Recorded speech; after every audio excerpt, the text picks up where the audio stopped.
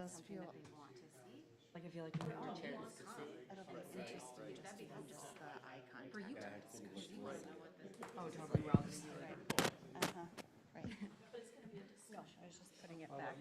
All right, we are right at 7 o'clock, so I'll call tonight's city council meeting to order. And Jolene, could we have a roll call, please? Council members Erickson. Here. Husnick. Here. Valento. Here. Roberts. Here. Mayor Bain. Here, I invite everyone to rise and join us for the Pledge of Allegiance.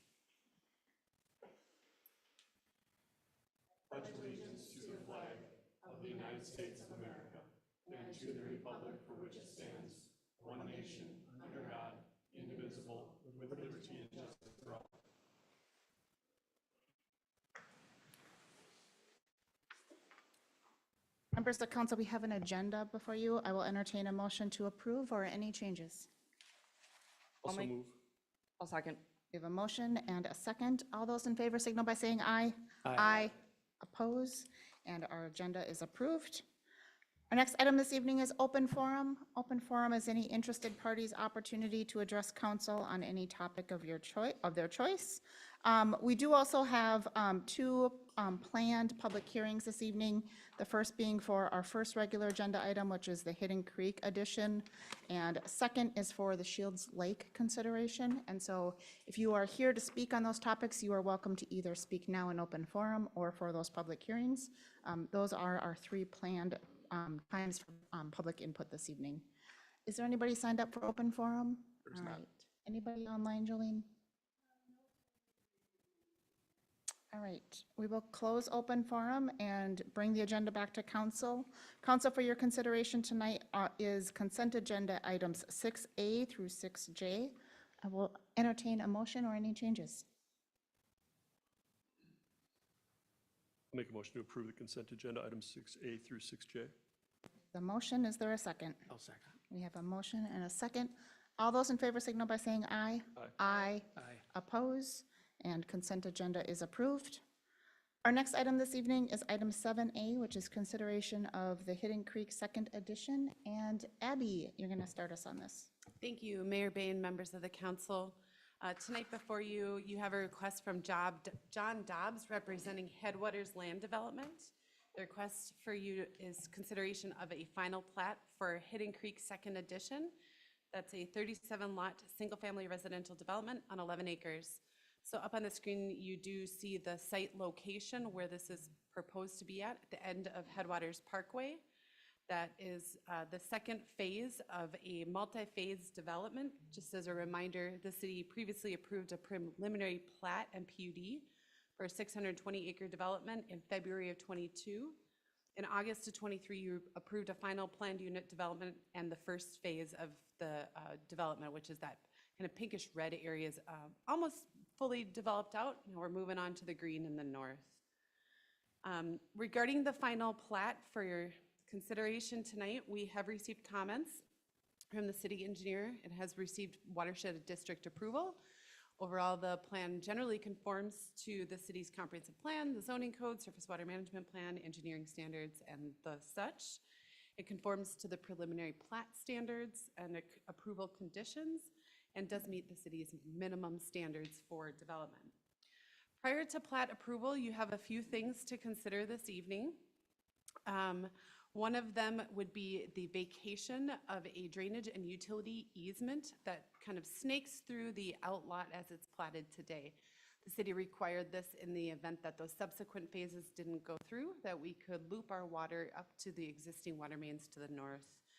Additionally, English Avenue North is at the end of the existing development. A cul-de-sac was temporarily put in, again, in the event that those subsequent phases didn't come forward.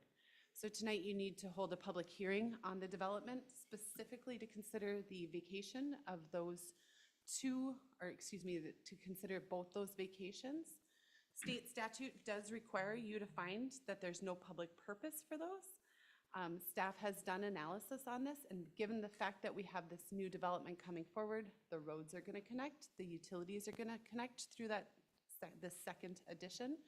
We don't have any public purpose anymore for that utility and that roadway easement. Additionally, for your consideration tonight is a development agreement associated with Hidden Creek second edition. There are a couple things the developer asked for the city's consideration on in that development agreement. One would be the consideration of 3 model homes. The city has written into the development agreement the allowance for 2 model homes at the extension of English Avenue North, because we'd be able to provide the access to those 2 lots, kind of coming off of that area that's already prepped just at the end of that cul-de-sac. Additionally, the request has been to allow for parkland dedication fees tonight. That's $2,500 per lot for a total of $92,500 to be dedicated for the future parkland development of the Headwaters, the Hidden Creek neighborhood. Staff has indicated that we do believe that this should go into our park dedication fund, but that in subsequent phases, the developer could come forward with a proposal for the development of a parkland, and we could consider using those fees at that time. But right now, since no parkland's being dedicated, it should just be going into our parkland dedication fund to offset some of the costs that we need throughout the community. And then lastly, the third thing for your consideration is the consideration of deferment of the Headwaters Parkway development. So as a reminder, the city allowed for the temporary construction of Headwaters Parkway during the first phase. A requirement was that the second phase would have to have full build out of that parkway. So the developer has asked for the city's either deferment of that to a subsequent phase or something written into the development agreement that would allow for temperature or weather-dependent delays to allow them to do it into June of 2025. We live in Minnesota. We all know that there's temperature and weather conditions. The development agreement is written so that we can come back and ask for those amendments at a later time, but staff's opinion is that the development agreement as written, requiring Headwaters Parkway to be built now before the release of any more building permits other than those 2 model homes, is in the public's best interest. Right now, we have we're getting close to 22 residences, 22 new families in the community. Adding more houses to this neighborhood without all of the public infrastructure in place isn't good public practice. We really should be requiring our public improvements fully developed before we add more properties. Lastly, just note there are 4 motions for your consideration tonight. Staff has written them out in the staff report. We can go through them after you hold that public hearing if you like, but there would be a minor modification to the 4th one to authorize staff to incorporate the financial securities into a single letter of credit as part of the DA approval. So for, again, in quick summary, your consideration tonight is consideration of the final plat for Hidden Creek 2nd Edition, the vacation of the English Avenue North right-of-way, the vacation of the drainage and utility easement through Hidden Creek, and the consideration of the DA. First, my recommendation would be to open the public hearing, take public comment, close the public hearing, and discuss. And I'm here to answer any questions now or later, whichever you have. Very good. Very good. Thank you, Abby. Council, before we hear from the developer and also open public comment, any first questions for Abby before we continue? All right. I know Mr. Dobbs is here. Before we open the public hearing, is there anything you wanted to present to council or anything you want us to know? Please. Good evening, John Dobbs from Headwaters Land Group. We appreciate all the effort that's gone in to get us to this point, and in general, don't really have any objections to almost everything except for the Headwaters Parkway conversation. As I think a few of you will recall, when we sit here and talked about the first phase, we talked a lot about the neighborhood to the north as well, and no heavy trucks, no heavy equipment, any of that. The part that got left out, I think, at least from my point of view and the discussion that was just given, is that the way that this process is going, we were hoping to already be graded. It rains every 3 days. It rained last night. We're way behind. Last year it was so dry, we had to stand here and discuss with staff how to change the way we graded the site because it was so dry. This year it is as wet as I've ever seen it. I've been doing this since 1992. So the way that the process has to go, because there are people in the first phase, is we have to finish the second phase. so that the residents in the first phase have a way to get out once we start working on Headwaters Parkway. Headwaters Parkway is going to take about 2 weeks. Fair assessment, Ryan? About 2 weeks? So we have to build all the second phase, streets, curb, small utilities. We'd like to get sidewalks in before we come back and tear out Headwaters. Otherwise, the people that live in first phase have nowhere to go. Right now, we believe that we're going to be doing the asphalt work in the second phase probably mid-September, if not late September, just because of how the weather's going. And right now, every 3 or 4 days it rains, which means we lost today, and we will probably lose part of tomorrow as well from grading because the soil's pretty tough. What all that means is that we're into September, October before we go back and tear Headwaters out of the ground, and then we shut down for 2 weeks. That time of the year, temperature, snow, rain, things don't dry. That's a public street. And then to, in my opinion, to also hold building permits on the entire 37 lots and not be willing to put any language in the developer's agreement if it gets to the point where the weather is tough is basically putting a gun to our head. And I just don't understand why. Right now, there's a 32-foot wide street holding up pretty well. For context, the reason we want to do temporary mat was right at where Headwaters ended was a drain tile system that drains 2 miles to the east. It used to be called Judicial Ditch Number 4. That's been pumping water into the subsoil for 100 years. I was concerned that it would destabilize the road and we'd have to come back and tear it back out. Mr. Goodman thought that it would hold up. He was right up until this spring. And right now, if you go out there, right where the road starts to curve, there is a hole in the ground about this big because the inspector for the city, our contractor missed it. There's a piece of drain tile that got cut that's pumping water straight up. It'd be right under the curb of where Headwaters would be built today. So I don't know the future any more than Mr. Goodman does, and I respect that. That being said, our intention and what my ask has been for weeks is that we put off the construction of Headwaters until next summer. Our intent is to come back and do the 3rd phase. We have to do Headwaters, finish it before we do the 3rd phase because we can't have equipment coming through the north. If we could do it June 15th to June 30th of next year, we could plan, the neighbors could plan, the builder can plan. Everybody would know, hey, the road's going to be closed for 2 weeks and you got to go through the neighborhood. Don't bring your equipment, don't bring your construction equipment. I talked to all the neighbors on our north boundary, and I've been talking to them. I was talking to them tonight.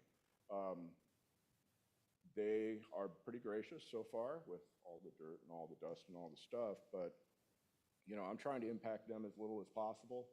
It looks arbitrary to me that the decision has been made that this has to be tied to building permits and we have to finish Headwaters this fall. I believe what's going to end up happening is we're going to be running later than I already think. I was an optimist for a while, but I'm not anymore. It's going to be cold, we're going to be moving snow, we're going to have to move more expense because we're going to have to cure the sidewalk, asphalt, gravel, roll tests, all of those are weather and moisture dependent in the city code. Correct, Ryan? All of them are. If it gets too cold, you have to do special measures, things get more expensive. It's our road until we put the final lift in. We own it, you guys haven't accepted it. It'll be a better road next summer. My plan was to already be mostly built. I'm hoping I'll get it built before the end of September. Capstone has done a phenomenal job with the building. If you guys haven't been out there, it's really doing well. Talked to a bunch of the residents, they're all happy, life is good. We just want to systematically work our way through the process, given where we're at today, given the weather, which I don't know what it's going to be tomorrow. I disagree that it's in the public's best interest to pull it in this fall. And to not have any language in the developer's agreement, my experience with that is, we start to get late in the fall, then we're going to have dialogue with the staff, and the staff's going to say to me, because I've heard this before, in the developer's agreement, it says blah, blah, blah. And then now it's like, okay, now we really have to grind it out or pay whatever cost it is to try to get asphalt in. I don't know what the rush to the red light is. I just don't. And yes, the fact that it wouldn't even go into the developer's agreement is a weather dependent thing, I kind of see as a gun to my head. And I don't understand why we're here. So that's kind of my point about that. That's the only real issue we have. The developer's agreement has extra assurity in it that, in my understanding, later in this meeting will get cleaned up for a letter of credit. So I see that as housekeeping, but this is not housekeeping. Thank you. Yeah, and it's not before the next phase, it's by June 30th of next year we'll have it done. So, Thank you. anybody got any questions or comments? Not yet. I will later. Let's move to public hearing, and then we can open it up for some discussion. All right, with that, let's open up our public hearing, and if there is anybody that would like to speak on this topic, please come to the podium, and we'll open up public hearing now. Is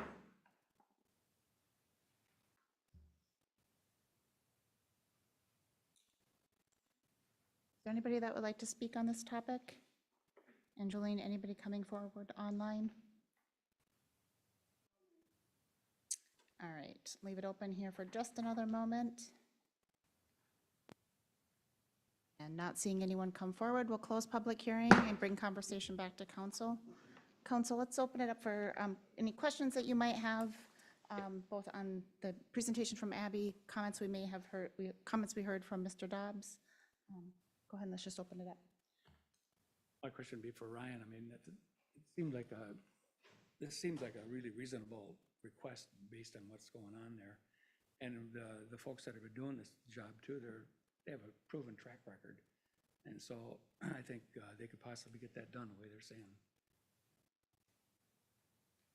So I don't know, unless Ryan has some really compelling. So Mayor, City Council, during staff discussion, the reasons why we are requiring the parkway as part of Phase 2, as it was discussed in part of Phase 1, so it's not something new that's coming, but the reasons we're requiring that is it's gone through one phase freestyle cycle, right? So all the subcuts from the end of the East Parkway where it stops now to the intersection up into the existing development was subcut last year. Fabric was put down, all the sand was put down. About 5 inches or so of Class 5 was put down. It was left low on purpose, knowing we're gonna have to come in and reclaim the existing bituminous temporary mats. And that would generate some other Class 5. Talking 2 weeks of construction, right, with 22 homes. Right now you got 22 homes out there they're gonna have to go up and around an existing neighborhood that's gonna go past 63 homes plus 21 other townhomes. That's if they take the straight route. Otherwise, they could go 3 other side streets in effect and drive past 57 more homes. We allow Phase 2 to go in, that's 37 more homes, plus all their contractors that are gonna be driving up past all those homes I just outlined. So to deal with 2 weeks of construction, now, why we only got 22 homes trapped in there, it makes most sense to get it done now. And then we're talking 2 weeks of construction. So there's not really much work to really do there, but the longer we wait, prices will probably go up. And we're gonna affect more residents, not only in this development, but already people that have been living to the north for well over 20 years, right? That's what we're trying to avoid. It's only gonna get worse and more congested as you wait. If public safety has been a concern too, because even right now with the narrow roads that were allowed, Al can't get a fire truck through there.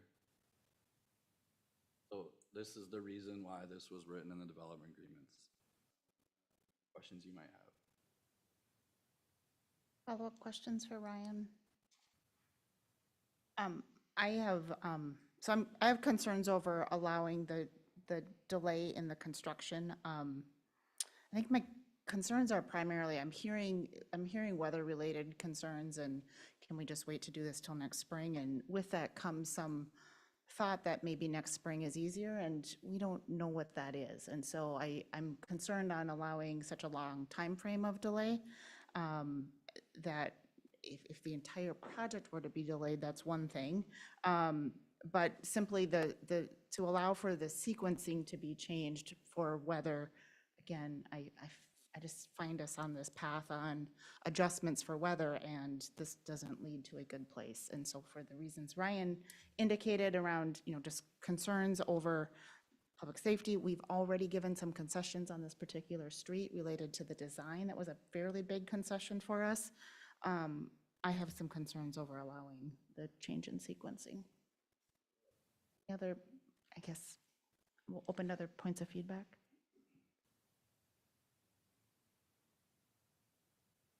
There are other components on this project. We can start walking through those motions or any other questions folks may have. Hearing no other questions? If we wanted to, I'm happy to entertain a motion if anyone's ready.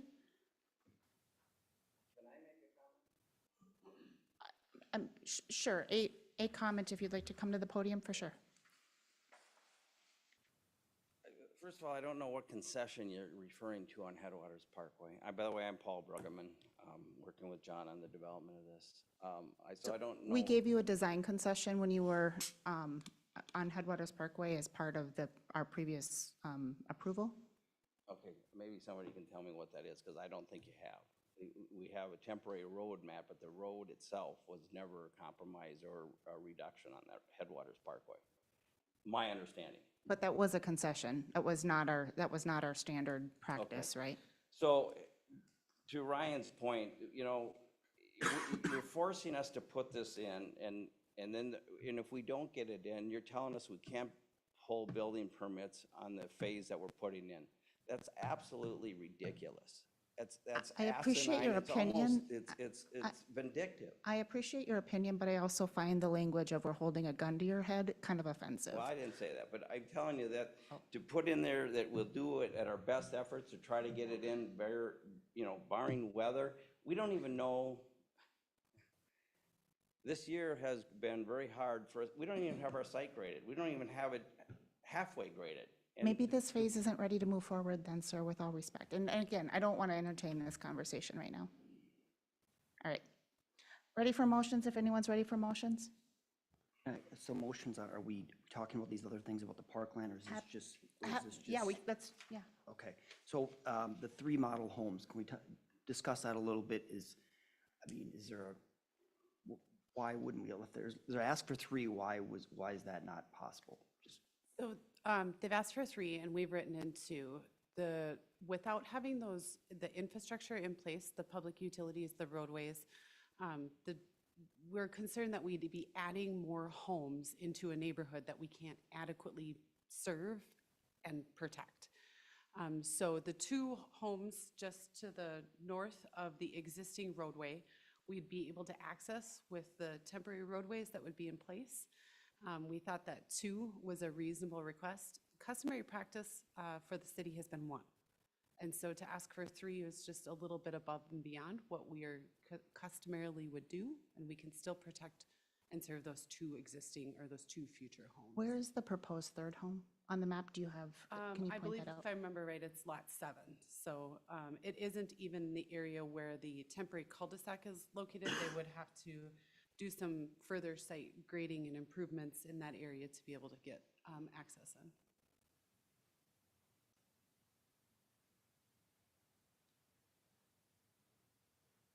Have other questions, Councilmember Roberts, about the other items?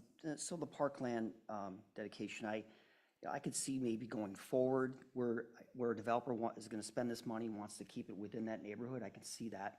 I would suspect that'd be a policy change that we would have to do on something like that. So going forward, I'd be in favor of this, but unfortunately, my understanding that's not the policy of the city, so it'd be hard to make that change for me right now. This is only, the completion of Hidden Creek Second Edition is only half of the whole neighborhood. We still will have conversations about parkland dedication with the subsequent phases, the 3rd phase being that whole other half or even portions of that half. And I do think it's appropriate to have those conversations as we kind of continue forward. But right now, without having any sort of parkland development even proposed, and knowing the council, knowing the needs of our park system as it is, staff believes that it would be in the city's best interest to put that money into the Parkland Dedication Fund to be going to those improvements needed throughout the community, since the existing residents, the future residents of these phases are going to be using that existing parkland system for quite some time. And then one last thing, I understand the frustration, Mr. Bruggeman and Mr. Dobbs. We have done some concessions. We allowed this parkway to be built, half-built. We did allow outside engineering to come in, which is 2 things that we typically have not done here in the past. And so I understand the frustration, but please know that we are willing to work with developers, that we want to help wherever we can. I think we have done a pretty good job of doing that. I would hope that if we do get into a weather situation and it's close, that maybe there's a little bit of give and take on allowing some of these building permits to be issued if that's what it takes. But just to continue to work in good faith with staff, and we appreciate the development and everything that you've done here and look forward to working with you in the future. We're not open to additional Okay, public but comment. I can't sign a developer's agreement that the city can arbitrarily hold up our building permits. I mean, I get, you know, I mean, there's a letter of credit in place. I don't even know who thought of that we put in millions of dollars in the ground, and if we don't get a road in, you're gonna hold up my building permits? It sounds like we find the road to be pretty important. Yeah, but listen to what you're doing. I mean, look at the consequences if we don't do it. It's insane.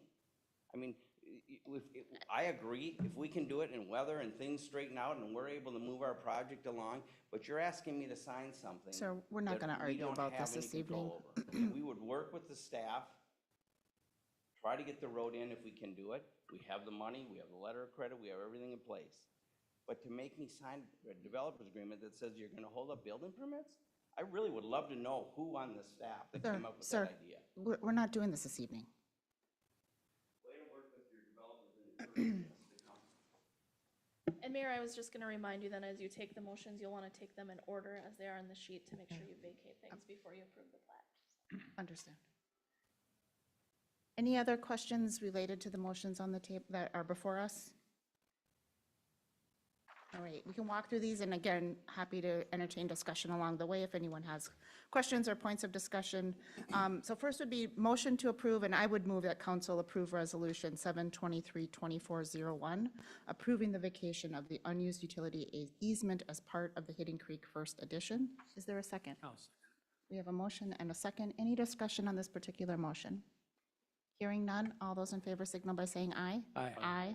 Oppose? Motion carries. Second, I would move council approve resolution 723-2402, approving the vacation of the unused English Avenue North roadway easement as it was platted as part of the Hidden Creek First Edition. Is there a second? I'll second. We have a motion and a second. Any further discussion on this one? Hearing none, all those in favor signal by saying aye. Aye. Aye. Opposed? Motion carries. Third, motion to approve Resolution 723-2403, approving the Hidden Creek Second Edition Final Plat. Is there a second? We have a motion and a second. Any discussion on this one? Hearing none, all those in favor signal by saying aye. Aye. Opposed? Motion carries. For discussion purposes, I will also move that council approve the development agreement for the Hidden Plat, or for the plat of Hidden Creek Second Edition by and between the City of Forest Lake and Headwaters Land Group LLC with minor modifications by the city attorney, and to authorize staff to take steps necessary to put all financial securities associated with this development agreement and the first phase development agreement into a single letter of credit that contains the costs of the Parkway ones. For discussion purposes, I will make the motion. Is there a second? I'll second it. We have a motion and a second. Open to discussion.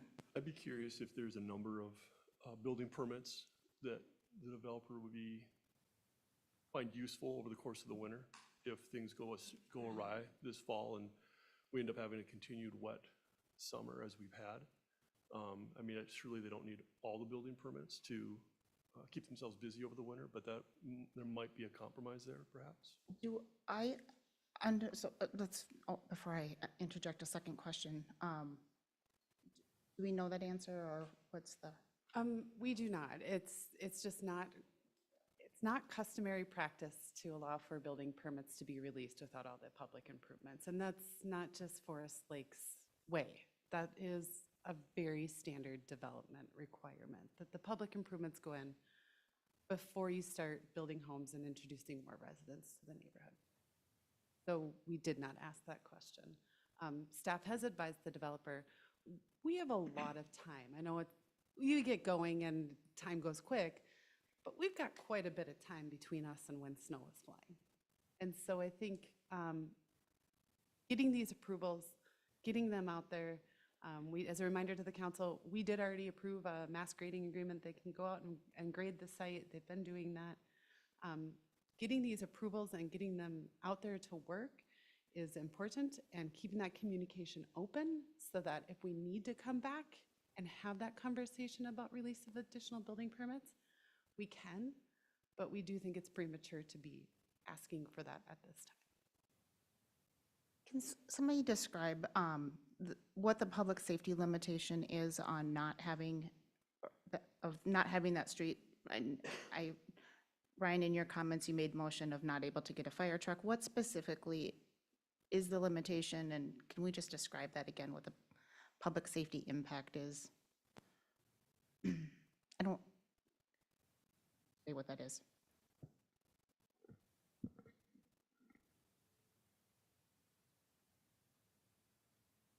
What we've talked about is the weight of fire trucks causes an issue on roads that have a single lift and haven't been developed all the way through.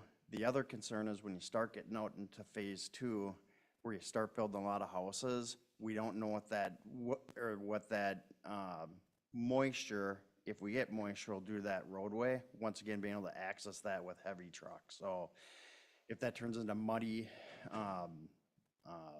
frost coming out of the ground and just us not being able to reach those houses that far ahead in construction once they start building the houses.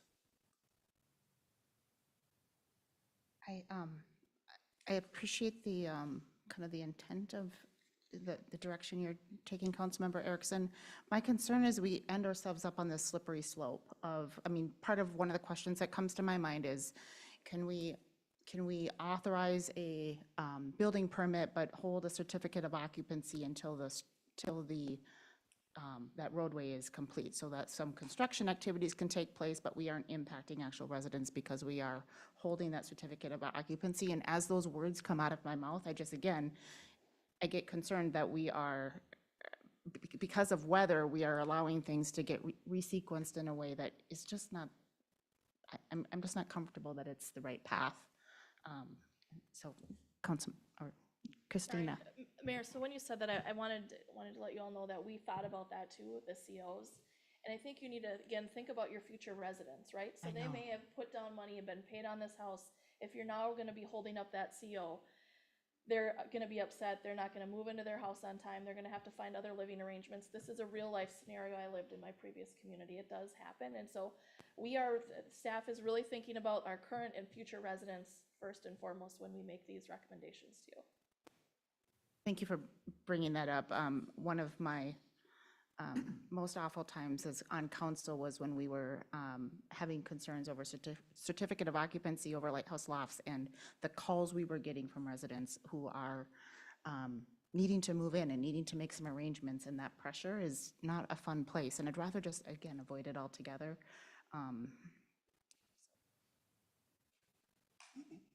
Other discussion? We do have a motion and a second on the table.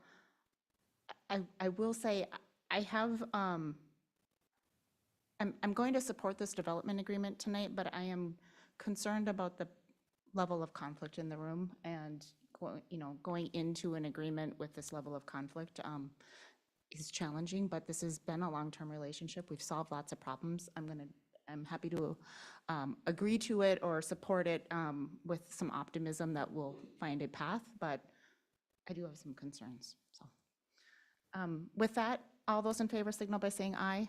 Aye. Oppose, and motion carries. Thank you so much. Okay, council, for our next item this evening is Shields Lake consideration. And Amanda, we're going to start with you, and then we'll open up a public hearing. Yes, thank you, Your Honor. So just point of reference in your packet, this starts at page 123. This is a vacation of a public road off of 207th Street. It's a portion of 207th. Back in 2021, the city entered into a land swap agreement with Joe and Dina Palumbo. This agreement has been sort of on hold while title issues on both the city's piece of property and the Palumbo piece of property were being dealt with. It required something similar to a quiet title action, so it was actually kind of involved. But we did finally get everything cleaned up. And the final piece of the puzzle is vacating this public road. We agreed to do so in the land exchange agreement. If you remember, the property that we are giving them is, if you go to page 25, the property that we are giving them is a piece of city property that was initially taken as parkland, but because it is wet and the low-lying nature of the property does not allow it to become developed. So we are swapping that piece of property for a small piece of property up by Shields Lake, the public boat launch, which both, I'm told by both Dave and Ryan that it is valuable for city purposes up there. So that's what we're getting in addition to $10,000 from Palumbo. That was the deal that was reached. The piece of 207th that is being vacated is essentially the piece that is now becoming Mr. Palumbo's driveway. So he sort of, if you think about it as a donut, he owns all of the property on the outside of the donut, and the city owns the hole in the middle. And now he's going to own everything because that's the piece that he's taking. So we just need to clean up the public right-of-way because now, like I said, it'll be a private drive for him. As you mentioned, Your Honor, this is a public hearing, so I would ask that you open a public hearing and then move forward. I'm available for questions as well. Thank you, Amanda. With that, let's open the public hearing. If there's anyone that would like to speak on this topic, please come forward. And if you are online, please raise your hand so that Jolene can recognize you. Is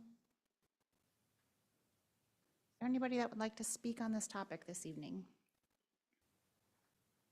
Jolene, anyone online?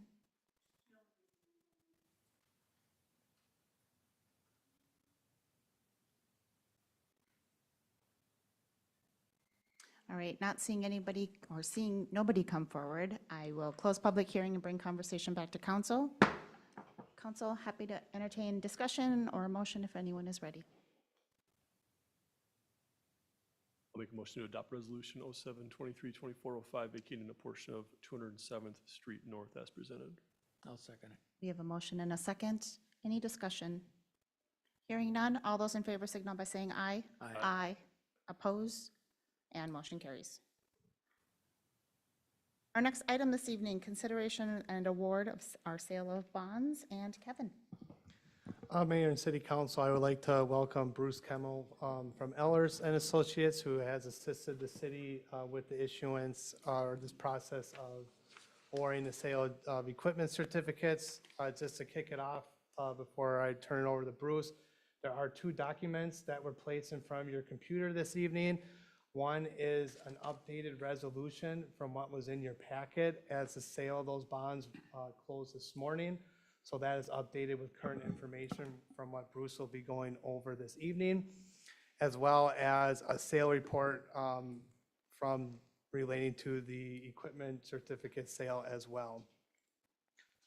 So it's a little bit reminder of how the city got to this point. As part of the 10-year capital plan, equipment certificates were identified as a funding source for 2 fire engines and 2 snowplow trucks, and leading us to this point of issuing these equipment certificates to pay for those equipment needs.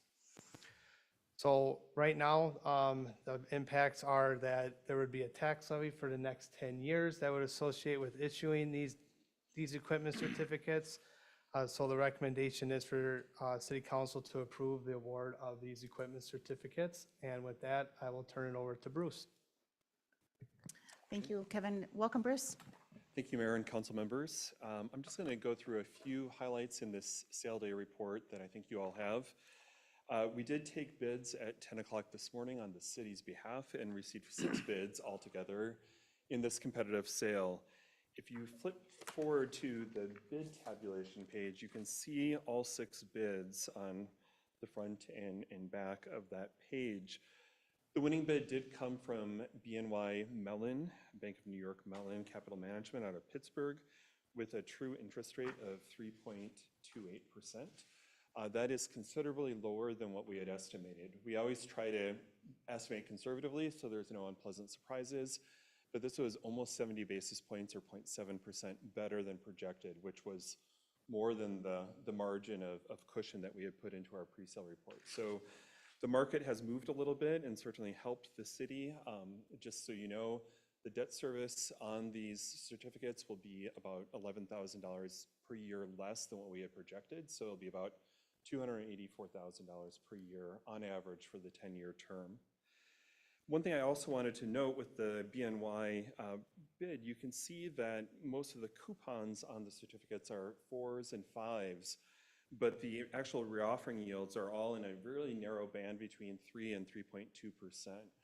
That's an indication of how flat the market is right now in terms of interest rates.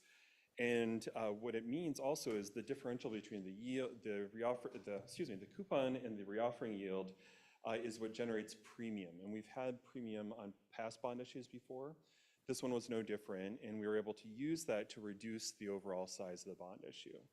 So it may seem a little strange, but you're issuing just over 2.2 million, but you'll be netting a little over 2.3 million for all of the capital equipment. And the difference there is because of that net premium that we were able to use and then reduce the bond size accordingly. You can also see that the bidding was very competitive.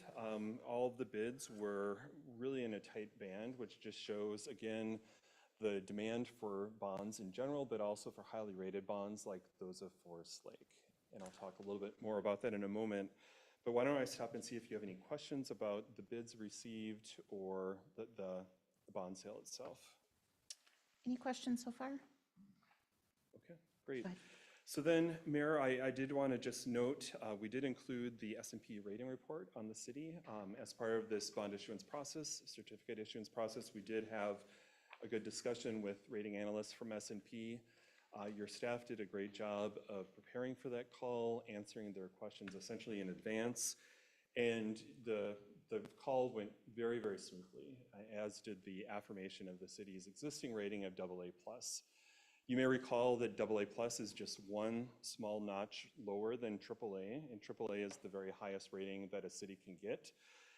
And I was interested to note that the analyst this time made a point of saying that you're really on an upward trajectory, or they call it upward pressure, which I think is kind of funny. But long story short is they don't expect any changes in the near term within the next year or two.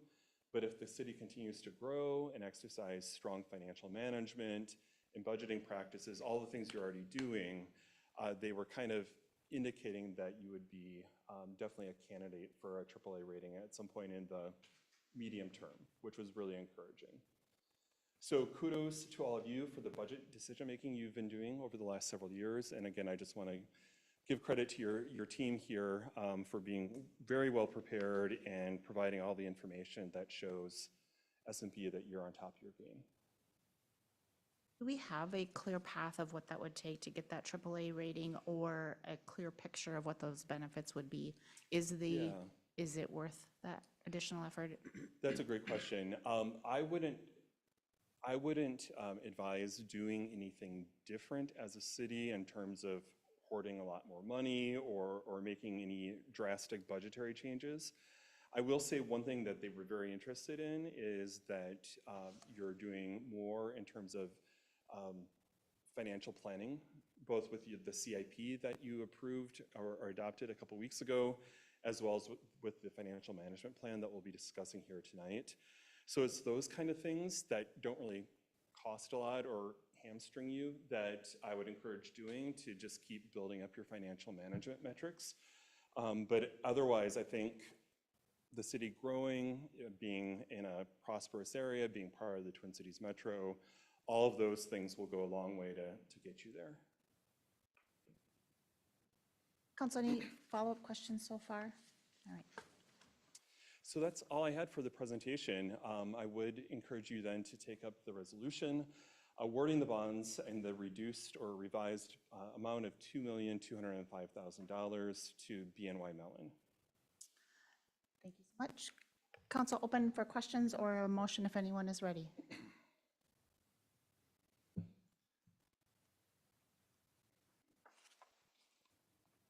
Make a motion to approve resolution 723-2406, awarding the sale of $2.205 million general obligation equipment certificates to BNY Mellon. There's a motion. Is there a second? Second. Motion and a second. Any discussion? Hearing none, all those in favor signal by saying aye. Aye. Oppose, and motion carries. Thank you for the work on this. I know Kevin and Bruce. All right, that moves us to our next item, which is just a great segue from our previous topic into our financial management plan. And Kevin, I think you're starting. Yes, Mayor and City Council. From that discussion, we're moving on to our financial management plan, which again, Bruce from Ellers assisted with the city putting together. Again, this reminder of what this financial management plan really is, and Bruce will go into more detail. But just wanted to remind council that in this financial management plan presentation that you will see incorporates the 10-year capital plan that has been presented to council this year. So all those numbers, levy dollars, and projects, equipment purchases that you have seen previously are reflected in this management plan. Just wanted to point out as well that at the time that this was put together, Christina and myself had not sat down with the department heads yet to review the 2025 preliminary budget with department heads. So there will be some minor changes from what you see tonight to what's presented at the August 19th meeting. I just wanted to make you aware that we're making any changes from those discussions, reflect that in the financial management plan and bring that back to you on the 19th. But this is really to get, to Bruce's point, a really key part in what S&P like to see with that bond rating. It shows good financial planning and budgeting for the future. So really, I'll turn it over to Bruce, but really what we're looking for from council tonight is any questions they have for Bruce or city staff ourselves for what they have questions on in the financial management plan, but also if you have any questions or changes that you would like staff to bring forward at that August 19th work session for the 2025 preliminary budget. With that, I'll turn it over to Bruce. Great, thank you again. So I'll be referring to the PowerPoint that's up on your screens as well as the memo that I believe was in your council packets. And some of you have already heard some of this introductory information about the FMP, so I won't go into a great amount of detail on it. But essentially what we're trying to do with an FMP, as Kevin alluded to, is bring together projections for your operating budget and all of your key levy-supported funds, and also your capital budget, again, in those same levy-supported funds, so that we have a really clear understanding of the overall affordability of the game plan, if you will, and what changes to city policy, city budgeting practices, et cetera, might be necessary to make things happen, make the priorities of the council happen as you anticipate them. So it's really meant to be a living document. This is not a recommendation. This is not, set in stone. We would really expect that Kevin and Christina would continue to work with this and to test assumptions, have us make updates as appropriate, but it's really meant to be a high-level planning tool that has value on its own, but then also can inform the annual budgeting process going forward. So it's something that we've had a lot of success with in terms of helping clients see where there might be pitfalls, but on the converse side, where also you have the financial wherewithal to get things done for the community. And sometimes without a tool like this, it can be hard to know, right? Well, gee, what are the trade-offs, or can we really afford to do this without spiking the property tax levy or draining fund balances, et cetera? So that's really the point of this FMP, and I'll just give you a little bit of detail on our findings, the work we did, and the findings of this update. So Kevin, if we can go to the next slide. You should have a... Oh, that's right, you told me that. Okay. So I already talked about a lot of the key elements of the financial management plan. Another thing that I want to note is we do project the city's tax base as part of this as well. We've tried to be very conservative here. I'll talk a little bit more about that in the future. By conservative, I mean not assuming huge dynamic growth year after year after year, but assuming something that is steady and stable and that we think is probably less growth than will actually occur in Forest Lake, but gives you, again, the confidence as the decision makers that we're not expecting a wildly crazy and robust growth cycle to keep continuing over the next 10 years. We also talk about debt service or we project debt service in this model as well. So as you know, in the CIP that was approved a couple weeks ago, there are projects that are assumed to be cash financed and other projects that are assumed to be debt financed. We have all of your existing debt in the model, but then we also layer in projected debt service for these new projects and what the debt levies would have to be. So we're looking at levies both for operating and for capital cash contributions or cash investments, and then for debt service as well. Clearly, these decisions on whether to use cash or to use debt are up to you. Ultimately, you get to decide when it's actually time to take on these projects. But we've, again, used the assumptions in the CIP, and just sort of jumping ahead, what you can see, or what you will see, is that the city, all things being equal, does have the capacity to take on the CIP without any drastic impacts on your finances or your taxes. The bottom line here, I just want to note, because there's a lot of inputs, a lot of assumptions, but we always look to the property tax impact and the fund balance impact. And if the property tax impact looks like it's getting out of line, or if the fund balances start really tanking, then we know, okay, it's time to change some assumptions. Either looking at the list of projects, are there certain projects that aren't as much of a priority or could be deferred, or are there other things that the city could do to mitigate some of those negative impacts? That's really what we're looking at, is both the tax impact and the fund balances, and making sure that both stay within reasonable ranges. So I won't go over this slide too much. We did take the last FMP that we did with the city back in 2021, have incorporated information from your 23 audit, your 24 budget, and some preliminary numbers for your 25 budget. And then also took into account the CIP and the city's staffing projections for the next 10 years. One thing I really want to note, and we'll talk a little bit more about this later, is you might have noticed the staffing projections really starting to add up and having a cumulative impact on the budget. But it's really clear from talking with staff that they understand that a lot of these staffing changes would be contingent on continued growth, right?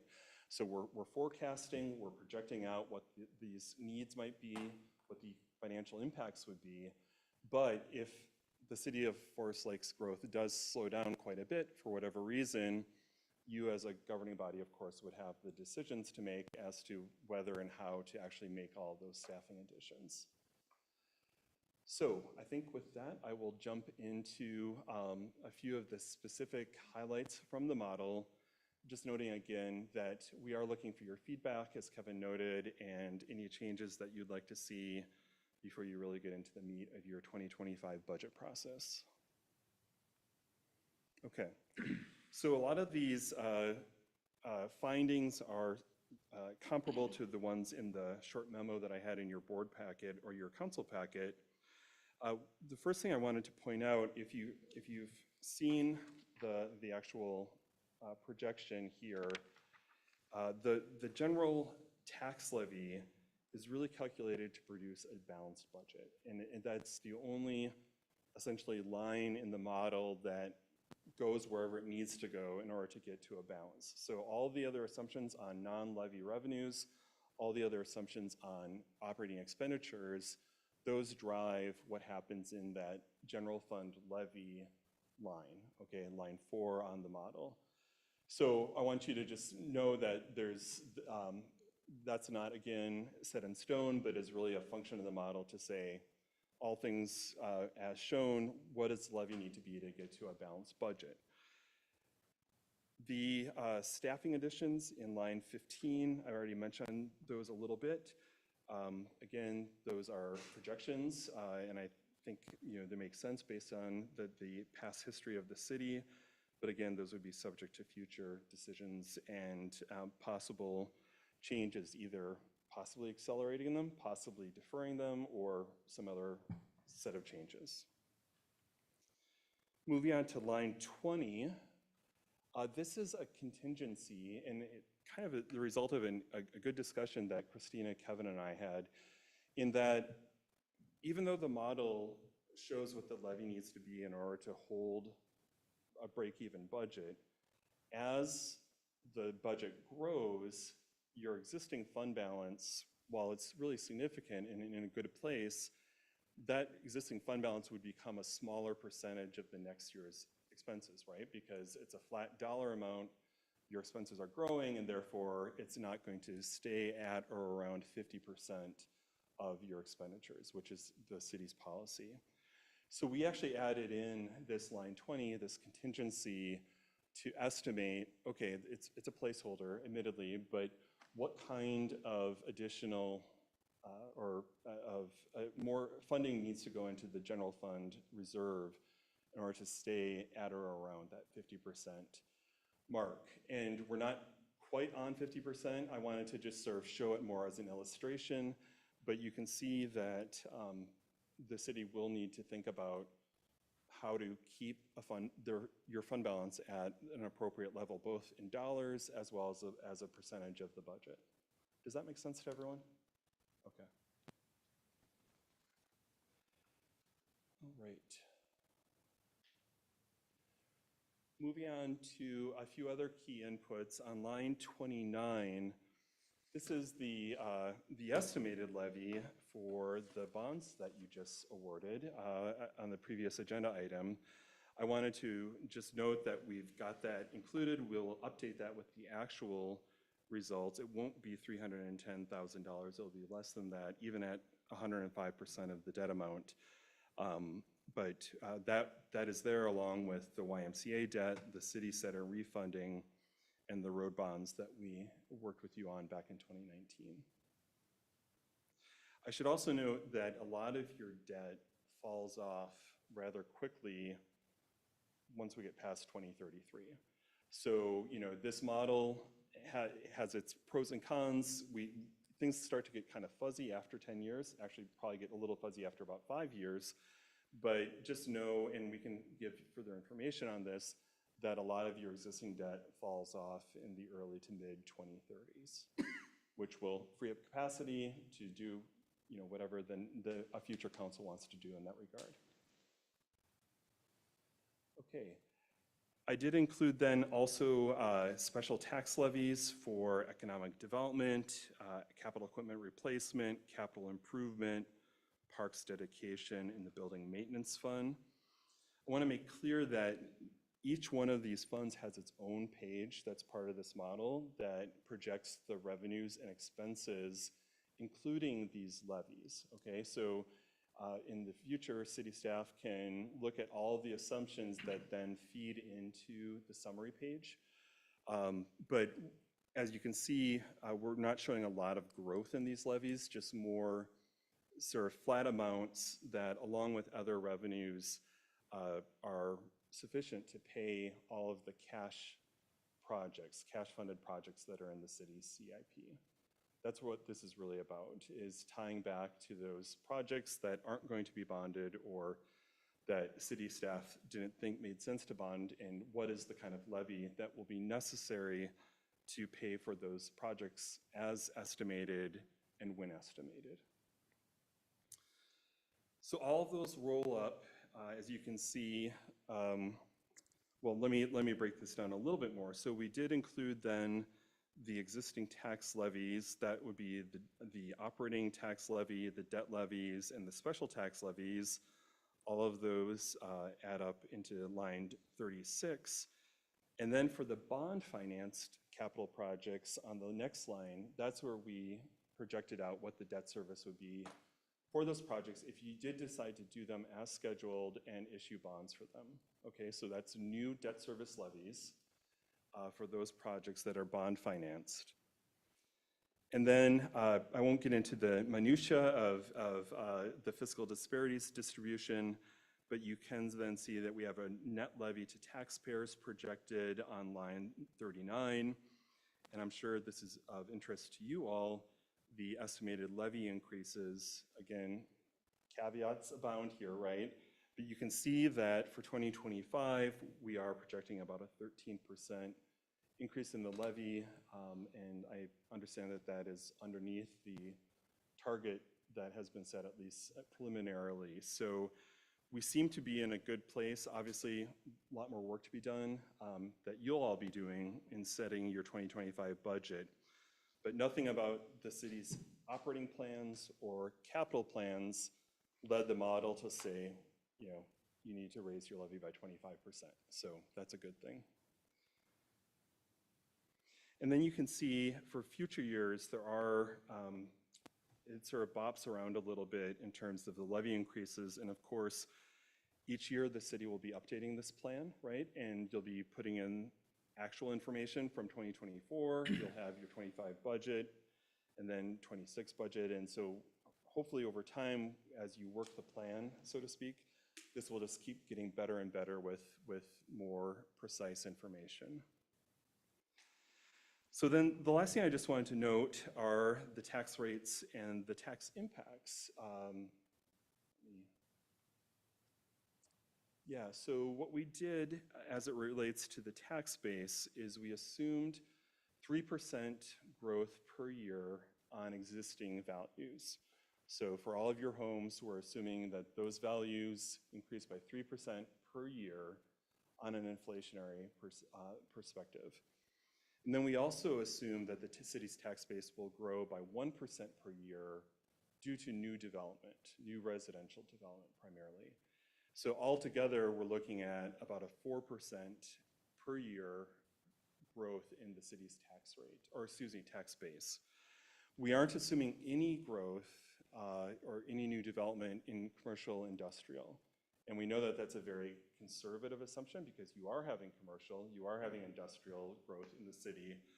But because that is so lumpy and hard to predict, we didn't want, again, this model to be overly optimistic in terms of the tax-based growth that would come on the CI side of things, and really wanted to focus on residential and what's realistic to assume for residential growth. So given that, when we take, you can see how we've inflated the tax base, the tax capacity of the city. And then when we divide the projected levy by the projected tax base, we of course get the tax rate projection. And that tax rate is on line 45.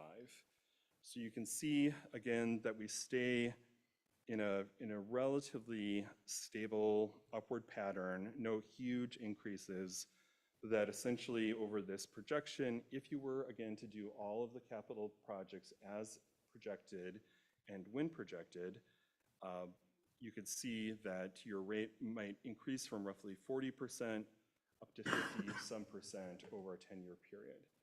But that's again really caveated because we would expect your tax base to grow by more than 4% per year. And of course, you'll be making budget decisions each and every year, right? So if you do see modest growth, then you get to adjust operating budget assumptions and capital budget assumptions, which will then bring down that tax rate impact. So I don't want anyone, basically I don't want anyone leaving here saying the city's tax rate is going to go up to 50-some%. That's a projection given all of these assumptions, but there's a lot of decision-making along the way that will adjust the actual outcomes. So I think that's most of what I had. Just, I guess in conclusion, this is a big step forward for the city, and I want to give credit to both Christina and Kevin for moving this forward. Having your CIP was a massive undertaking to complete, but also provided great information. And both that CIP and this FMP, I think will help the council not have to reinvent wheels each year, right? You've got a plan. Obviously, plans are subject to change. You get to decide how they change. But in terms of keeping track of the city's priorities and what you want to do and when, you've got that written down now. And you can really work from this model, this document, in moving the city forward. So I think that's really exciting, as well as, again, the benefit with S&P. And I think they'll be very excited to see where this lands, as well as the city's, actual budgets for future years. So why don't I stop there and ask what questions you might have? So let's just open it up. What questions might we have? Am I understanding Erickson. correctly that we're anticipating a 1% growth rate?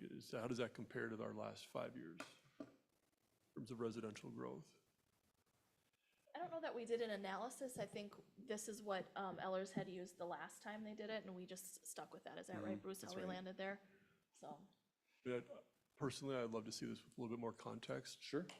Because watching our tax rate go from mid-30s to mid-50s makes me a little sick to my stomach. And thinking about double-digit tax levy increases throughout the next 5 years, that's a lot. one thing on your, a couple slides back, Bruce, sorry if I, Mayor. Go ahead, please. We didn't talk about this, and I'm sorry I missed it, but the TIF district that's expiring in 2027. Right. And the fact that we didn't include that in here, that would increase your existing tax base then, what, starting in 28? Correct. And so I think maybe we need Actually, to I'm go sorry, back and do it's some. actually in 27. Oh, in 27 Yeah. even. So I think we might need to do a little bit more work. I'm sorry, Kevin and Bruce, that I missed that earlier. But that's, all that money that's being paid into that TIF now gets to come to your general fund. And so that might help with at least that 28 big increase. So again, this was a starting point, but we can certainly continue to look at that.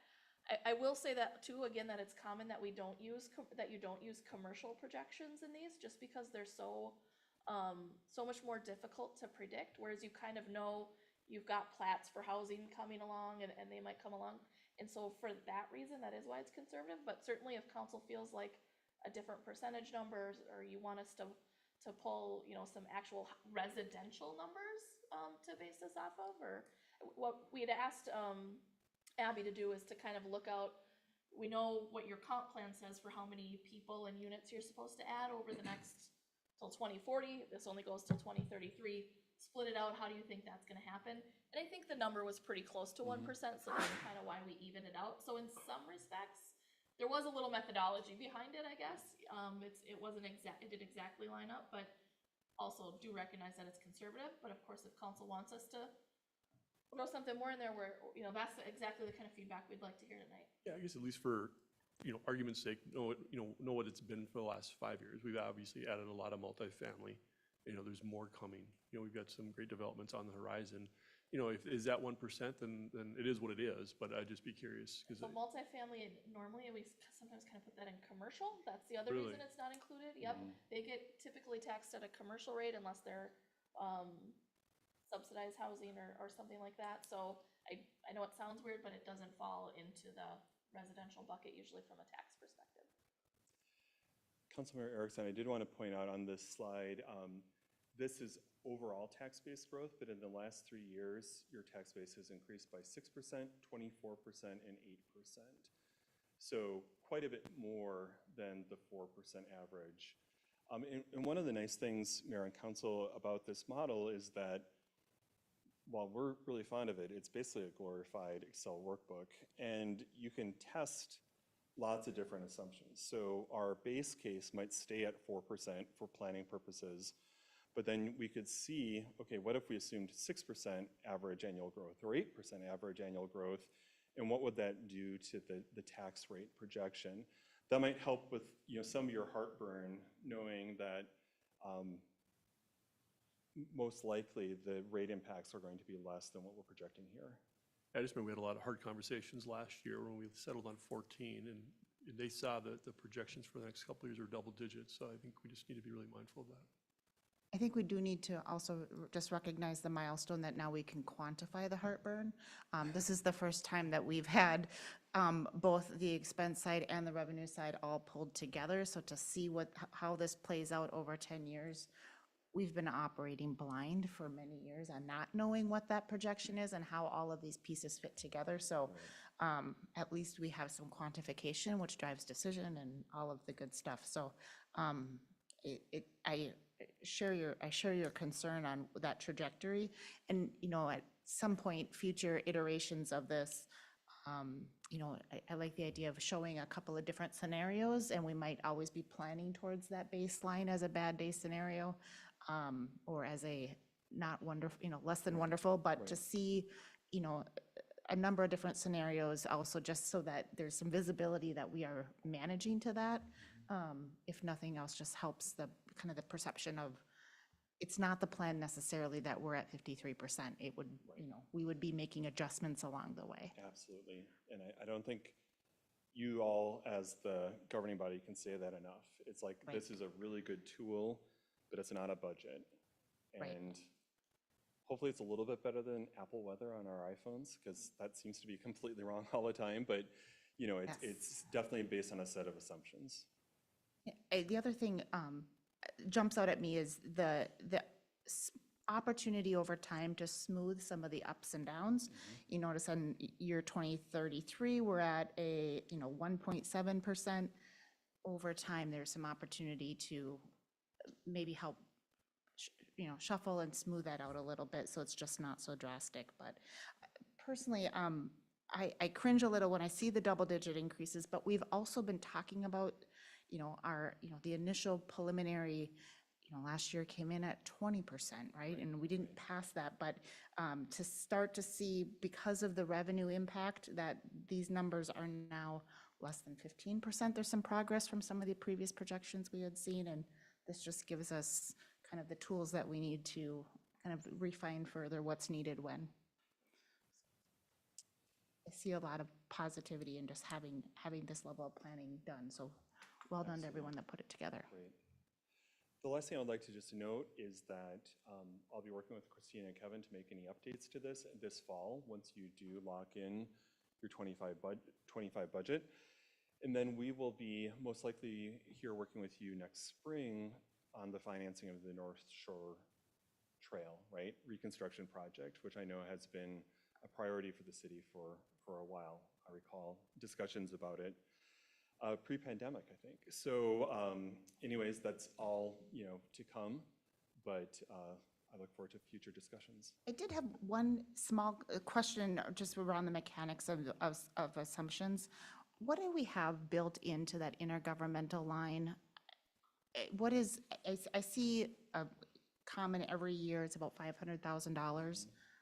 Is that assuming, what is that assuming? Is that bonding funds? Is it, what, recurring sources of revenue? What is that, what does that look like?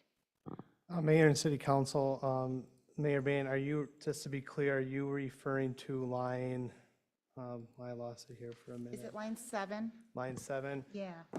That is intergovernmental revenue related specifically to the general fund. My recollection is there's a lot of police state aid. Okay. And then there's a fire state aid pass-through that we pass through as well that's in there, and that makes up the majority of that line item. The city is receiving a little bit over 50,000 of LGA this year, but that is going away for 25. So that's in that line item, but that makes up the majority, as long as some other state grants and funding that mostly from the police and fire submit for reimbursement. So we're very comfortable, assuming we should knock on some wood, right? Assuming that is recurring revenue, and so anything that we would request in the future and be awarded for state bonding funds is just an additional add, right? Unplanned and, okay. Correct. Correct. Councilmember Roberts. So as much as I appreciate the worst-case scenario, for budgeting purposes, if going forward, if we can talk, my understanding is multifamily apartments is some of our most valuable taxable properties. And so if we can try to include that in here, so Councilmember Erickson's point about getting a real number, it gives a little less angst on making these decisions and more of a true number of what those percentages could be. But do you have a strong feeling you can predict the number and size and value of the multifamily that you think is coming in the future? The existing stuff is in here. It's the future stuff that is missing, right? And that's sometimes hard to predict. Again, open to it if the council can land on a number that you can agree to, but that's why we didn't include it.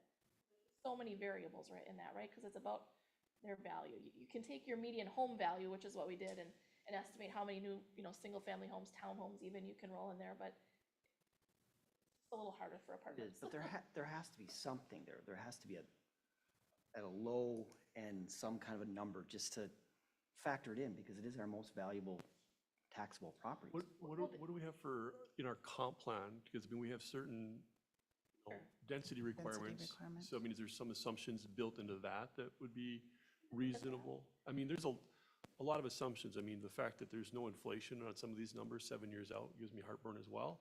But we know that it's going to change, right? And so I think we can rest assured that there'll be more multifamily coming to town. When that sequencing happens, well, let's get the interest rates down first and make them affordable to build again, but they'll come. And there is supposed to be inflation. I've noticed as we sat here too, that some of the lines didn't follow up on that. So I just want to also, it's going to sound just like what I told you when we did the CIP. Really, we call it a plan, but it's really a tool, and really focus on next year, right? I promise you, even when Kevin brings it back in August, it's going to look different, because each time you get more information, you're going to change it. We'll have some updated stuff, even just from the smaller bond today and whatnot. So it's good to do the long-range planning, but I would just encourage you to not get too hung up that you're making decisions to harm today because of something that may or may not happen in the future. Locking in on it. All right. Any other questions, comments? Thank you for being here this evening. Thank you. Thank you. Yeah. Right.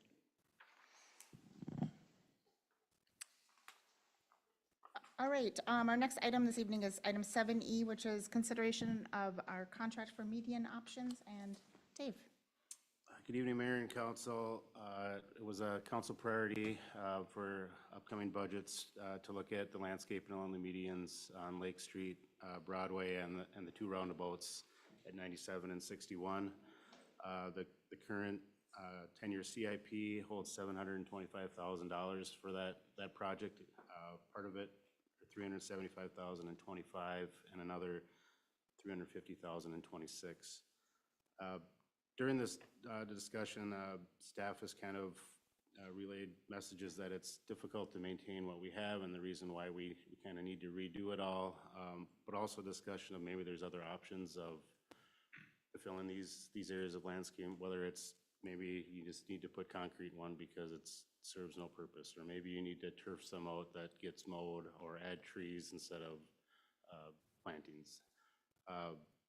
That's a tough task and way above my level of expertise, and Administrator Hant had recommended a company that had done this for Lake Elmo, and it was a developer that needed to do some landscaping in some of their medians. So reached out to Lucius and had him put together a proposal for the city to look at all these little pockets of landscaping along Broadway and Lake and the two roundabouts, go through a very thorough process involving the city council at about 3 workshops, including a final design sketch at the end.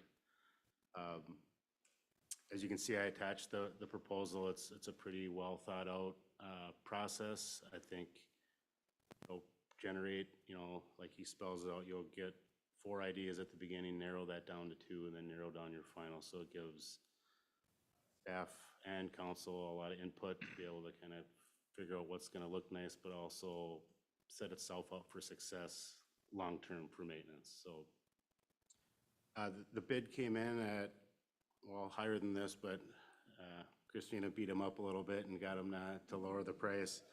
But it came in at a little over $12,000, which is under 2% of what we're proposing the total project to be. I think by doing this exercise, we are probably going to realize that savings back maybe, and then some, just by the modifications we make. I think it's a very good proposal. I think it'll set up that how we want it set up. And at the end of this, we can choose to stick with this company to do final plans and go through the whole bid process and do the inspections and all that, or we can take these final designs and, that's my spiel. If you guys got any questions for me, I'd be more than happy to answer them. Thanks, Dave. Questions for Dave? Comments? Just one thing I'd like to add to it, the August workshop is all budget. It's Kevin's time to shine. And then the thought would be the next 3 workshops, so September, October, and November, where we slide these workshops in. So that final design would come in November.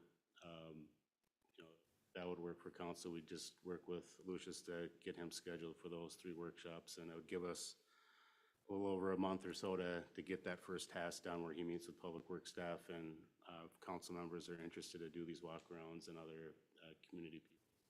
Have that time to coordinate and find time to get all that done for that first workshop. Thank you. I appreciate this kind of coming forward in this manner. I think it's wise that we're considering long-term design and also long-term, what are the design elements we want, and then what is the maintenance that's needed. It's not the approach that when these projects went in initially that we took, and we've kind of seen that, and we're at the end of those, useful life of that landscaping. So and we also know that this next phase is quite expensive, so let's get it right for the long term. I think the upfront planning and us all having the opportunity to visualize what that's going to look like and provide input along the way. I suspect, as Dave suggests, that we may find that our ultimate project might come down in cost, and certainly we'll have a lot more opportunities for some public input along the way. So I don't know why we wouldn't do this, but happy to entertain any thoughts anyone else might have. Any comments? Maybe ready for a motion if anyone's ready? Make a motion to approve contract with Midwest Wetland Improvements in the amount not to exceed $12,346. There's a motion. Is there a second? I'll second. We have a motion and a second. Any further discussion? Hearing none. All those in favor signal by saying aye. Aye. Aye. Oppose? And motion carries. All right. Moving on to our next discussion item is item 7F, which is consideration of our city administrative recruitment proposals. And Amanda. Thank you, Your Honor. Yes, Council, if you recall, on the July 1st special meeting, you directed me to find additional recruitment firms to present proposals for a new city administrator search. If you recall, there was 2 things that Council really wanted the search firms to focus on. The first being helping Council to build out a much more robust profile for what the city is looking for in terms of a city administrator. So creating, I think we use the term avatar for what the city administrator will look like. And then the second piece is to focus on a much more targeted recruitment procedure. So one that would utilize picking up the phone and calling individuals who are currently employed as a city manager, city administrator, or in some level of city administration who meet that avatar profile.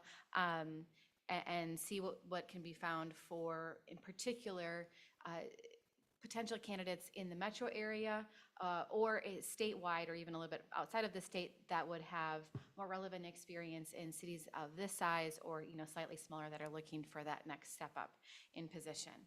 We did receive 3 proposals. We received a proposal from Express Employment Professionals, GMP Consultants, and GovHR, and all 3 were invited to present this evening. I believe 2 of the 3 are in the audience right now. I believe both Express Employment Professionals and GMP Consultants are here. I did speak with Charlene from GovHR. They presented the first time we did this back in January or February, whenever that was. And so they had some scheduling conflicts and were not able to attend tonight. But she said that the presentation that she would give tonight would be generally similar to what she gave the last time.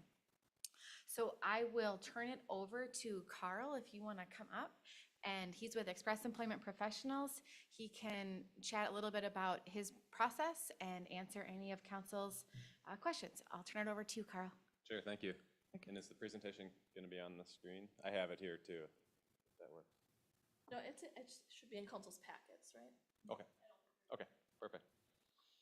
Well, thanks for having me back. I was here virtually last time, and I'll try to run through this relatively quickly. Most of the information here is the same as it was the prior time. A couple things I'd like to highlight up front is that you know, our firm, we're embedded in the community. I can look out the window and see my office and where it's been for the last 10 years here, just about 10 years. We also, as Amanda had said, we take a very serious approach up front at building a profile, what we call a discovery profile, basically an avatar, and asking lots of questions to really refine what it is that the city is looking for in that candidate. And our team, we're true headhunters. We use data tools to go out and find contact information, use that avatar that we've created to narrow down a list, and then we pick up the phone, we call those people. We use about 15 different data tools to do that. And lastly, our team, we're part of a franchise organization, over 800 different locations across North America. Our team in Stillwater, that all they do down there is professional headhunting, where our office here does more of your production labor, that sort of thing. They were #1 in our company last year, the #1 revenue generating professional search office out of over 800 locations for our company. Just a few kind of highlights I wanted to touch on before I get started. So briefly, a little bit about our company. Express Employment was founded in 1983, headquartered out of Oklahoma City, Oklahoma. There's over 850 locations in 5 countries. That includes all 50 states in the US, all the Canadian provinces as well. Last year we had over 79,000 client organizations, companies that we served as a company. That was in 2022 when these numbers were pulled. And our specialized recruiting group, that's the name of our team in Stillwater. That's a subsidiary of Express Employment. As I mentioned, all they do there is professional search, some more geared towards city administrators, those types of roles. Let's see, the next slide, we succeed by helping others succeed. So as I mentioned, we're very much community oriented. I sit on 2 different volunteer boards here in the city of Forest Lake, the Forest Lake Chamber and the Forest Lake Area Community Scholarship Foundation as well. And I grew up not too far from here in Shoreview, Minnesota, went through Mounds View High School and played against Forest Lake and lots of sports growing up. So we're very much community people here. Our team in Stillwater, just a little history there. So our franchise group, a friend of mine from college, his dad opened his first express office in 1991, and that's our Red Wing location, and we've slowly expanded from there organically over time as we've grown and had some successes along the way and been able to organically grow. So we expanded into River Falls in 1999. Of course, I was still in high school at that time, so this is before my time, but St. Croix Falls, that's when I started in 2013 with the company. We opened Forest Lake in 2015, and then in 2020, actually a football friend of my brother's growing up, also from the Shoreview area, he joined our team and had a track record of leading successful organizations. He's the president of a decent-sized software company located here in Minnesota. Left there, came and joined our team, and has helped us grow into the #1 revenue search team in all of Express. As far as the types of roles that we fill, in 2023, our company filled 37,515 administrative roles that were keyed into our computer system, is where this data comes from. Over 11,000 human resources positions, 4,600 engineering and technical positions, 17,000 accounting and finance related administrative positions, almost 32,000 clerical positions, just to give you an idea of the type of work that we do. Going into a little bit about our process. So initial discussion, so that's, as Amanda alluded to, really understanding, sitting down with your hiring team. Usually that's an hour to 2 hour long conversation, depending on how much information we have up front as far as job description and those things, but really getting to understand the organization's culture, the environment, the types of cities, size of city, types of scope of projects that they've done in the past, of the type of candidate that you would like to fill this role. From there, we move forward with candidate search. We have about 15 different database tools. Some of the big ones, obviously we use Indeed. All of our recruiters have LinkedIn recruiter search packages, which are expensive search tools for recruiters to use. We also use a data tool called ZoomInfo. That's how we contact passive candidates who aren't on Indeed. They're not on LinkedIn, but might be looking for the right opportunity if it presents itself. We're picking up the phone and dialing for dollars, as we say.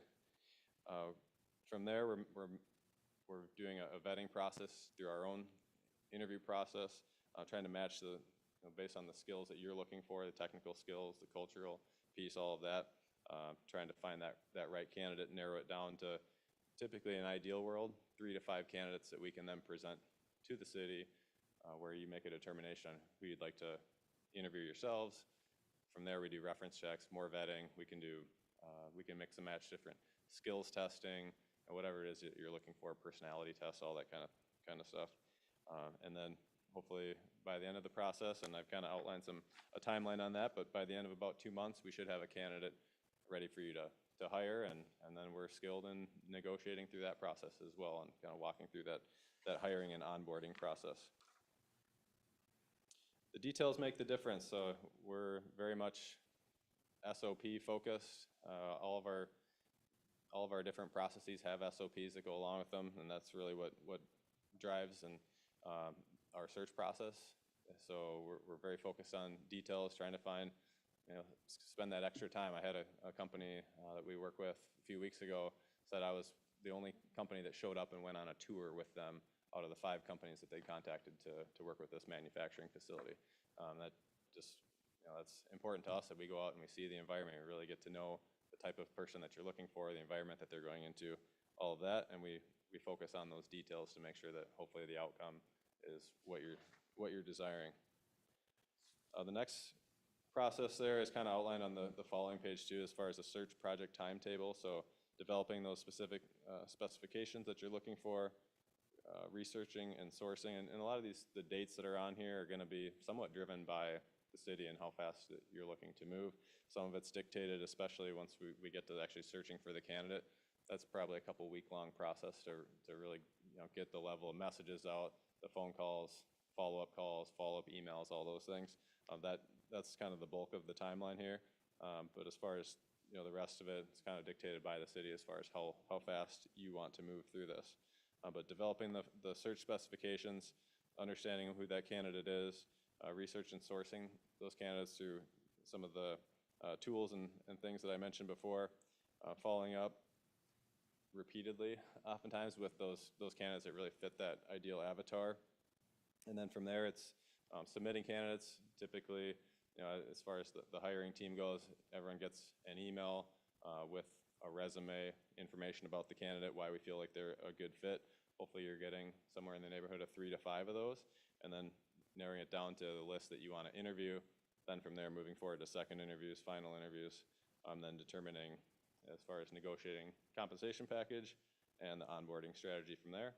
And then after they start, we check in with whoever you determine is kind of the hiring manager there, and then also with the candidate as time goes on to ensure that it's an ongoing good fit, and they're happy, you're happy, all that kind of thing. The following page has some client testimonials for our office. The first one there, I won't read the whole thing, but that's from Don Wortham, who's the General Government Director of Polk County. He had Mark Gilker in our office, ran a search for him, and oftentimes we have one person that's assigned to a particular search, but it's multiple recruiters who are working on it at any given time, and he had great things to say as far as he had a disappointing first search, and then contacted our group, and we successfully filled the position. The second one there, that's from a gal who actually lives right here in the Forest Lake area. She's the HR manager for a manufacturing company called Calspan. I was just talking about how nice it was to work with Casey on our team. Moving on towards the end here, so we offer a guarantee of 2 years, what the city had requested.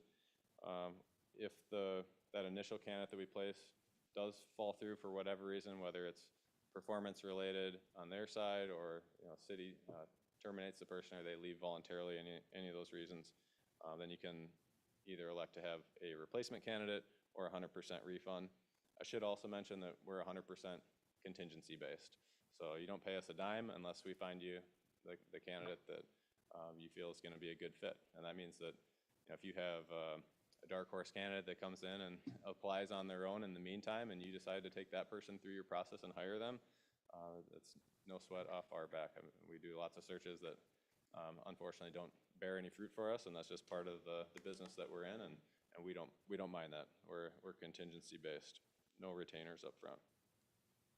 So the fee that outlined there, $29,500. Typically, I mean, we're a little flexible with the billing, but normally once the person's placed, then we like to have payment within 10 days. And then that, as I mentioned, there's a guarantee built in for 2 years there. And then the quality piece, As I mentioned, we like to check in with the candidate as well as the organization, make sure that you guys are happy with what you've seen and gain your feedback to understand how we can better improve our service. So in closing, I'd really like the opportunity to work with the city on this, and I think we can help you find that next city administrator that will help continue growing the city and everything, all the nice things that you do here. So with that, I'm open to any kinds of questions that you have. So much. Council, what questions might we have for Mr. Amley? If we did have that dark horse candidate come through, would you be available to do any vetting if we're as an organization are able to do that? Do you see that as an opportunity? Yes, we can do that, and that'd be probably a different conversation as far as like the fee structure and things like that, but be more than happy to do that, council member. You were kind enough in our last search to be available, and we're, I think, set in place to do an additional background check and reference check on a candidate that we were wanting some additional information on. That, as you think about the scope of services, is that the level of, would that be included for a number of finalist candidates if we wanted to include that level? I can ask that question specific to you because we kind of agreed on what that would look like, and just want some assurance on, does that fit? Is that an extra component on top of what would be your standard process? What are your thoughts? That does fit, and you might have noticed that the number changed on our fee, and part of that was most of our search and placement are the end client, the company is doing that actual final vetting and onboarding. We're not the employer of record, so oftentimes we don't do that. However, we were able to have our attorney draft up some documents and enable us to do that, and so that's part of the reason the fee changes, because I do expect that that'll be part of our process this time. Most of your clients don't have the public data requirements that we have, and so we would prefer that that is something that you do on our behalf, and then also you're able to provide a single lens to all 5 of us of that information that you would provide, which is also probably a different process than what happens in the public sector. So we would like to, I think, I speak to myself, I would find that to be very important. And then also, because we are in the public sector, can you just describe what level of online search reputation, like what does that look like of information that you might bring back to us as far as, newspaper articles of past employment, or how does that fit and how would you get that information to us? Sure, so typically we start, like our references, we're contacting past employers, past coworkers, that sort of thing. Occasionally personal references, but vast majority of the time, those aren't gonna really tell you what you need to know. We do some searching around, I would say. We don't have like a standard procedure as far as, I know a lot of our customers, they go on people's Facebook pages and things and check, and we've been told not to do that, so we don't do a lot of that. But as far as public record search and things, we can do that, and we do regularly conduct background checks on behalf of our clients and things of that nature. Yeah. Does that answer your question? It does, and I think what we would be looking for is more of what is the publicly available, what does the 30-minute Google search bring back as far as topics of note? I think we would find it incredibly helpful to have that be summarized and provided to us. Sure. In absence of that, we end up each doing our own, and we will probably likely still do some of that on our own, but to have that foundation of information that's done and provided to us would be helpful. And then through that, I'm interested in how your recommendations come through the process. Are you, as you're gathering information and starting to form some professional opinions, how is that expressed to us, and what is that kind of the professional side of the service shine through? I would say, I mentioned that after we recruit, source our candidates, we're presenting, typically we present with an email, and this can all be customized to what you're looking for, so this is just kind of standard operating procedure, but we'll send an email that has all the hiring managers copied on it. It has their resume, and then what we call a write-up, and that's typically probably 4 to 5 paragraphs explaining some more information that's maybe not in the resume, talks about their salary expectations, all those kinds of conversations that we have up front that, like I said, don't show up in your typical resume. And then, so some of that information will come through there. You know, here's where we feel this person is a little bit weak versus the job description that you're looking for. Here's where we feel that they're very strong. Past that, I mean, a lot of times we're picking up the phone and having those more kind of candid conversations. But ultimately, you know, especially with a 2-year guarantee, that's a long guarantee. Doesn't do us any good to try to ram a square peg into a round hole and give you the wrong candidate who's going to turn over 2 months later. We're just going to end up doing more work in the long run. So we're very focused on, you know, trying to find you that right person the first time around. And 2 of my favorite questions in our kind of what we call our discovery profile, learning who you're looking for. What makes this an attractive position? What makes this an attractive place to work? And the flip side, what makes this an unattractive position potentially? What makes it potentially an unattractive place to work? So we're trying to talk the wrong candidates out of wasting your time, wasting our time, but we're trying to talk the right candidates into, hey, take a look at this. It might be worth an opportunity to go out and interview. Council, I don't mean to hog the mic here. Other questions that you might have? All right. Thank you so much. Thank you.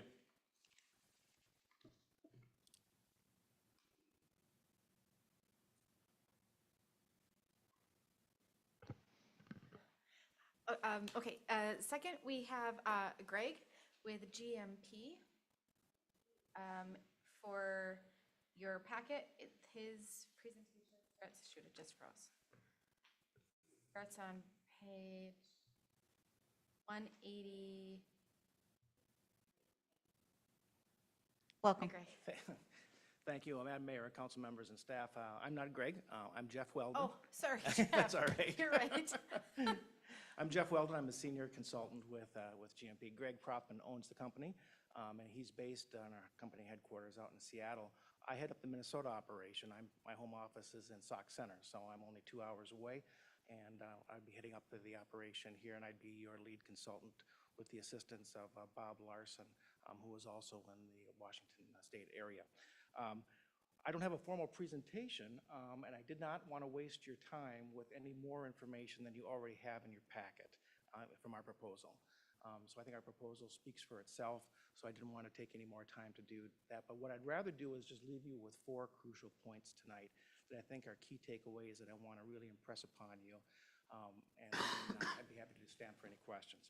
And the first is that the avatar profile that we've been talking about and that I know you're very concerned about, we think that is a key foundational part of our company's approach. There's nothing more important than getting a good base of knowledge, good base of familiarization with this community and what you expect from your next city administrator. So as a result, we spend at least 2 days in consecutive interviews here, meeting with you privately and your staff and any other community stakeholders that you deem important for us that would help us get more information about the organization, the community, the culture. We ask a lot of questions. We want to make sure that we can identify candidates that properly align with the specifics of this community and this position and what you want. So we make sure that the candidates we're finding are going to implement your agenda and not their agenda. So again, a key part of that is those stakeholder informational meetings up front. The second key point about that is the robust recruitment effort. We use a lot of the same platforms that most companies use when we advertise and market in an effort to try to attract candidates, but we also pick up the phone relentlessly and we make those calls. I've got service of 29 years in both Minnesota and South Dakota. I worked for the Minnesota legislature before getting into local government, and I've got a lot of contacts around these 2 states. And we pick up the phone and we relentlessly identify people that we think would be a good fit for that community profile that we've been working on and make every effort to try to recruit them to look for new opportunities here in Forest Lake. What's significant about this point is not that there's a lot of people out there who are looking to leave their current position. They may not know it yet. They may be happy in their current position, but once they've been approached with an opportunity for another one, it's been suggested to them, we find that they oftentimes make the very best candidates because they've been approached about the idea of advancing their career in another community for a different type of a challenge. That's happened to me twice in my career, so I can attest to how that works. So we pick up the phone, we make relentless contacts in an effort to try to get them to to apply for the position. The third point that I want to make is how we help you facilitate the decision-making process from the applicant and start that narrowing down process. We know that this is very difficult. We get a lot of information from all the candidates. They submit their resume, cover letter, and then we also ask them to respond to a couple of supplemental questions about the position or their experiences. This is an attempt to try to assess their writing skills, so we provide that information to you as well, in addition to the preliminary Google background search and several preliminary background pieces of information for the semifinalist level. What we do is we do online interviews, in-person interviews, if we can, to try to develop a list of semifinalists that we would present to you in a work session. We never try to substitute our judgment for yours, but our job is to help you weed through all of this information to try to narrow down the best candidates as you move toward making that selection of finalists out of that batch. And one of the ways we do that is we help with their numerical system. And we will rate and rank each candidate on a scale of 1 to 10, with 10 being the best. And we would recommend any candidate that receives a 7 or higher to be considered for advancing to the finalist stage. So that is a way to help quantify all of the data and all the information that we've assembled and put together as a way of recommending that to you. We'll show you the data of all 10 or 12 semifinalists we've reviewed if you want to pick a 6, or your judgment is something other than what we've selected. That's perfectly fine. But we think it's our job to help you in that narrowing down process as we get to that, and that numerical system is a way of doing that.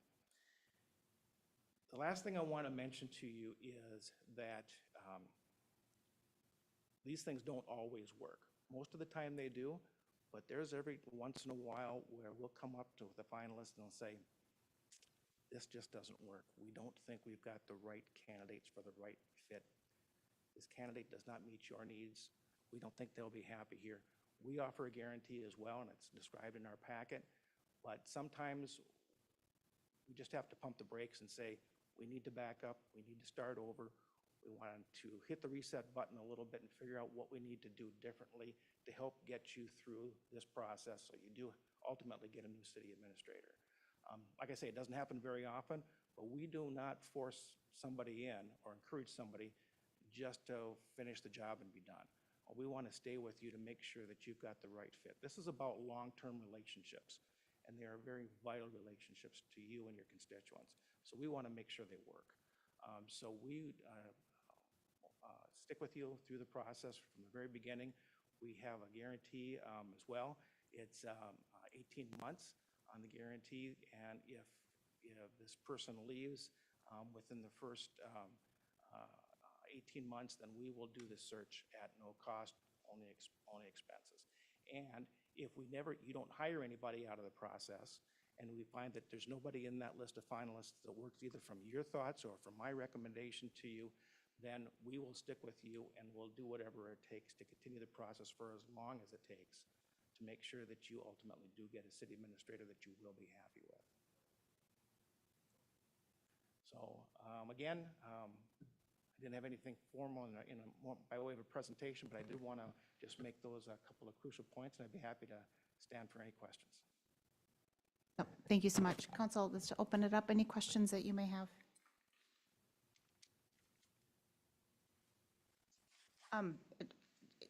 You, in your presentation, talked about and kind of addressed my question I had to the former candidate on how does your recommendation come through the process? So I appreciate that. As I think about the most important phases, building that avatar is mission critical, but also so is building that first base of candidates. As you may know, we had some frustration over our first base of candidates the last time we went through this process. What do you do if we are together sitting in a room and we're just not happy with the list of semifinalists? Are you open to continuing that kind of casting a broader net and not proceeding into the semifinalist selection? Or what is that, walk me through, what do you do in yeah. that scenario? If Excellent the question. pool feels a little weak, what do we Yeah, do next? Excellent question. We go back to the pool and we start over. And we cast a wider net. We look at different places where we could try to find more fertile ground for candidates maybe. But we do not proceed with any of the candidates unless you're happy with what you see, or you see some basis of the candidates there that is worth proceeding. Some of them are going to fall off, and as a way of narrowing them down, that's going to happen. But we will hit the reset button and go back out to the field. We will re-advertise, reopen it. We'll try to find out why we didn't get a good group of candidates. That's a crucial issue as well. Trying to analyze what happened, what occurred or didn't occur, and say, why didn't we get more candidates applying? We will stick with you on the process. And we will not proceed if you're not satisfied with what you find. And then could you just speak to, as part of your vetting of candidates and selection of candidates, what does your research process look for as far as gathering, publicly available information? What does your process look like to gather that information and then get that information back to Yeah, our us? firm uses a third party to do all of our background checks, and the stuff we look for, we had described in the proposal. It's education, previous employment, criminal history, all kinds of those types of things. And all those reports come to you in the packet of deliverables. You'll get that information for the semifinalists at the work session when you look at narrowing down the list, and then you'll get a more detailed analysis when you look at the 3 to 5 finalists that you select, or however many you want to select. Then we go into a higher level of detail for the final evaluation. Those are my questions, Council. Any other questions you would want to add? Thank you so much for being here. Thank you very much. Amanda, any additional thoughts or comments for us? Thank you, Anna. Yes, so just a reminder, GovHR is not here, but their packet or their proposal is in your packet as well. It is generally what they provided the first time they did the packet, so not a whole lot has changed there. What I'm looking for from council is a selection of one of these firms, or if you tell me you don't want any of these firms, then I'll go back out and fish again. And if you do want to select one of these firms, to instruct me to enter into an agreement with the chosen firm. Thank you, Amanda. Council, I look forward to hearing your feedback. What are your thoughts?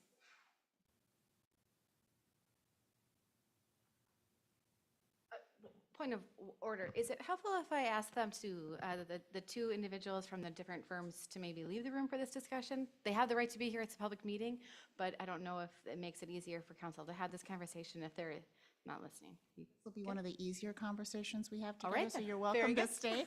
If you'd rather leave an out of respect for your time, it is almost 9 o'clock. I also respect your time, but you're more than welcome to stay. Okay. Thank you so much. Council thoughts? When we had this conversation before, I was advocating for Carl's company, just because they are local.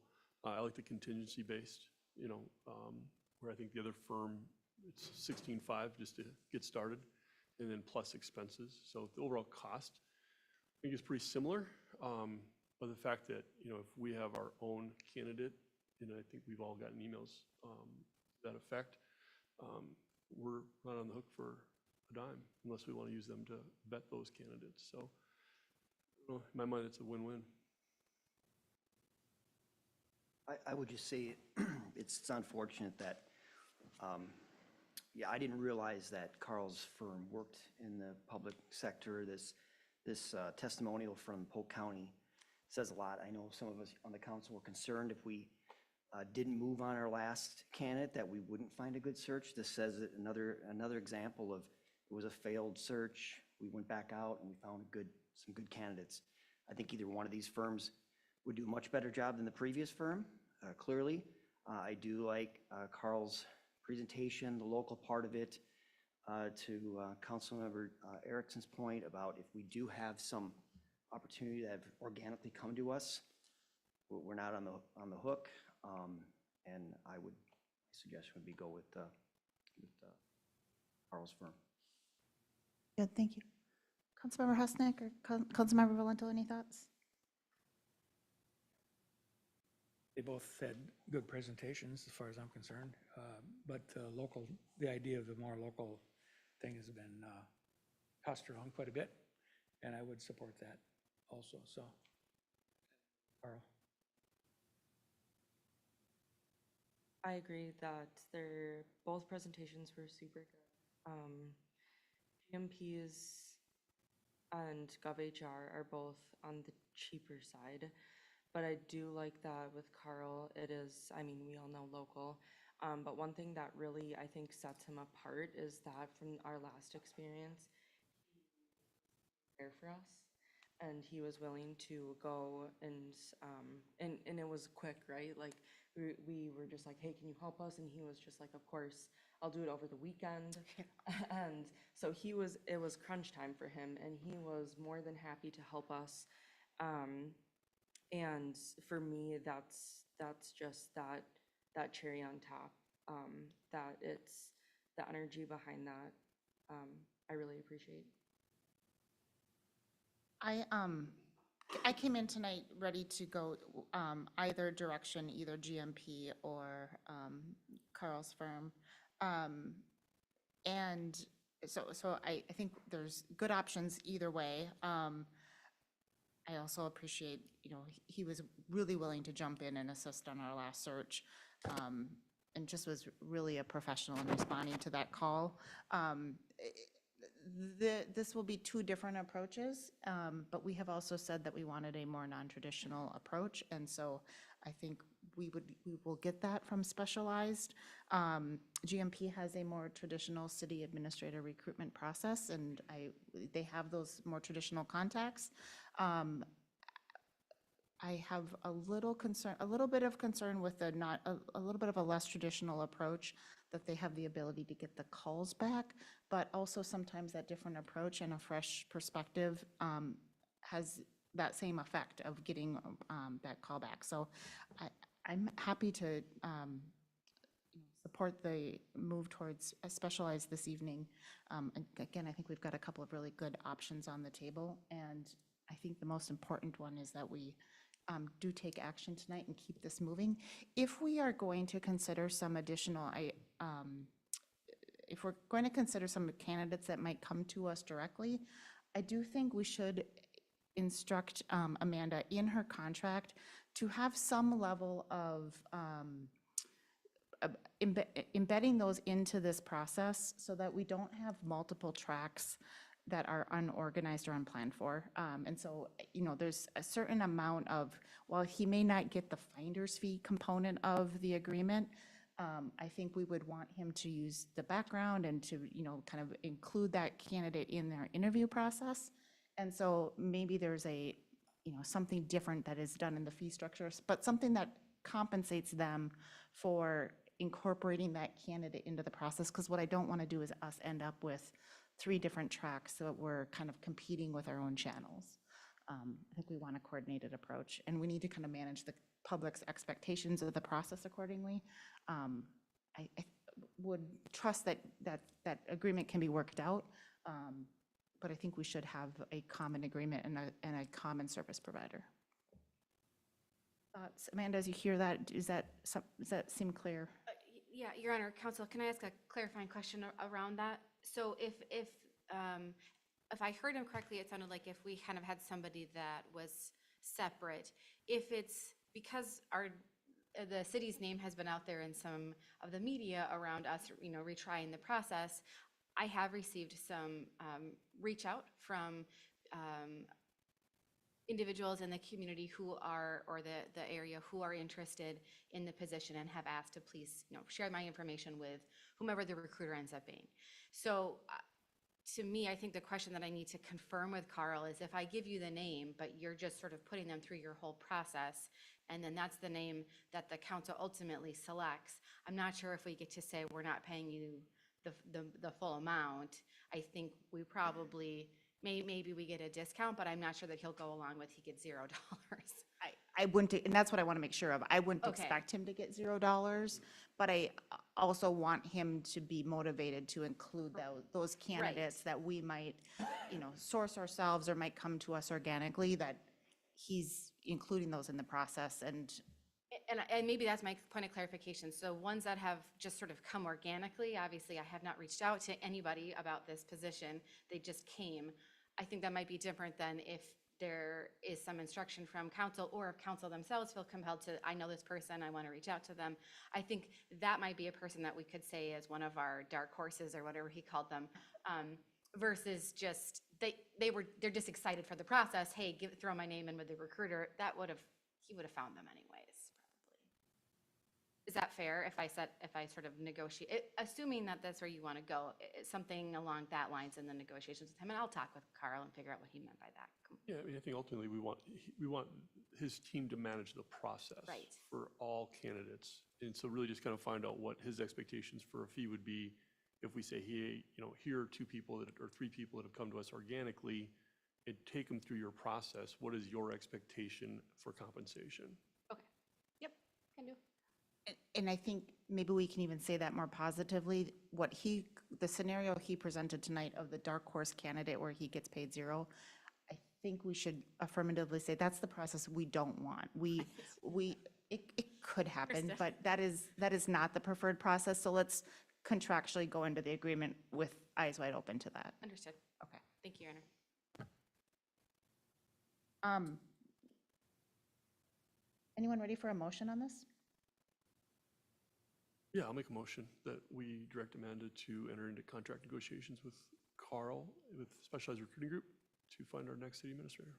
I'll second. We have a motion and a second. Any further Can I discussion? just say a few Yes, words? please. I think we're in a better place than we were July 1st here. I know that there's been some question as to why we didn't land on that last candidate, but we are in a better place than we were July 1st. We can't rush to make this decision, and it's an important decision to just take the time that we need. And so I'm happy for this decision tonight. Any other comments? Hearing none. All those in favor signal by saying aye. Aye. Opposed? And motion carries. Thank you, Amanda, for the additional legwork on that. Okay, our next item this evening.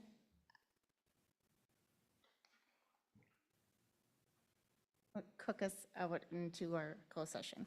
All right, so our next item this evening, Fenway Field Rehab Project. And Dave, when he's done adjusting temperatures. We just don't want it to be a meat It's better that locker we're all again, spread out so you're not getting so hot. because everyone's sitting on this side of the room. Mayor and Council, here tonight to talk about the Fenway Field Rehabilitation Project. There's a lot of words in this memo, but basically, we've talked about this a number of times about the fields needing to be rehabbed at Fenway Fields. Solicited quotes, got low bid from Peterson Companies for $141,420. You can see on their quote that's attached, it's a full rehab of all 4 fields in the quad and field 5.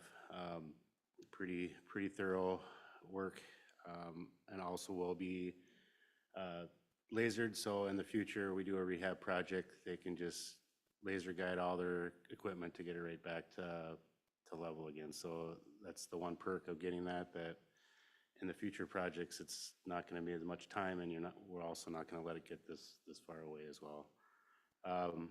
This is part of that whole $250,000 Fenway improvement project that was in the CIP. Pickleball courts were first, and then this, and the last piece is the fence flooring, which is estimated under $20,000. So that'll probably just be quote out to either Midwest or Century Fence to do that work. Original estimates was about $175,000 is what I had first figured for this. It came in at $141,000, so a little bit lower, which is good.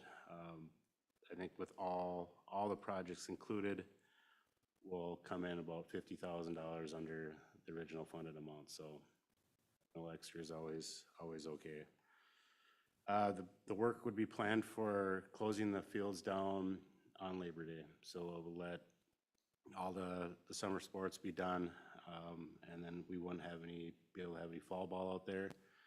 but this would still give us time, if approved tonight, it would give time to coordinate that. And in talking with the school district, no teams have scheduled fall ball games or anything, so it wouldn't be calling people and telling them they have lost field reservations. So this would get blocked out through the rest of the year.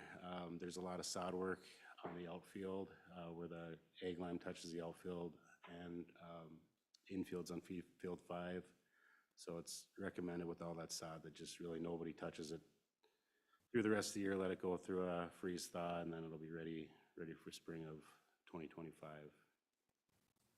This has been a long time coming. We've been talking about this since 2020, 2021, so it's finally coming to fruition, and I believe we got a really good contractor. You probably know they've done all the high school fields. They did all those renovations of the track and the softball field, so I was really glad that they came in a little bit, and I think they'll do a lot of good work out there because a lot of their families have kids that play out there too, so they'll be stamping there. And a local company out of Wyoming, so. If you have any other questions for me, I'd be more than happy to answer them. Otherwise, I would look for you to approve this project. Thank you, Dave. Council questions for Dave this evening? Madam Mayor, I have no problem making a motion that we hire Peterson Companies to the tune of $141,420 for the Fenway Field Rehab Project as presented by Dave. I'll second. We have a motion and a second. If we could just, thank you. In the motion, it's adding a 10% contingency, just like we kind of did at Belt, so I don't have to come back with a change order just in case they have to move baseball. I'll amend players my or- motion to that for the 10% contingency. Amended motion and I'll second. second the amended motion. Any discussion? Hearing none, all those in favor signal by saying aye. Aye. Aye. Oppose, and motion carries. Next item for consideration this evening, the airport manager RFP, and Christina. Yeah, Mayor and Council, so we've been talking about the airport lots over the last 6 months, and there's been questions about management out there. We had conversations at our last joint meeting with the Airport Commission in June about the need for minimum use standards or airport guidelines. In the past, we've had a hangar owner essentially volunteer his time, as I understand it, to be the manager. When he left, then the previous assistant administrator had the duties added to his job description, and I think, at least from a staff perspective, we've just come to realize that there's a need to bring a level of expertise to manage the airport, develop policies, negotiate and enforce lease provisions, and provide better oversight that we just can't do with current city staff and all of the other combined duties. So in your packet is an RFP, request for proposals, that I've put together after reviewing examples from across the country, ran it by Dave and Amanda as well to get some local feedback. What's in there is a proposal that would seek a firm or an individual to serve as an airport manager for a 2-year time period, and that's something certainly council could provide feedback on as far as how long we might want to have somebody come in. And the goal is to eventually, I think, get the airport to a place where city staff can manage it in addition to their other duties. But right now, there's just so much work that needs to be done that we feel we need to bring somebody in. So that's why I say there could be some discussion about how long council might think that takes to happen. But as of right now, it's drafted with 2 years, and certainly the city can reevaluate at the end of that time period if they want to extend it or not.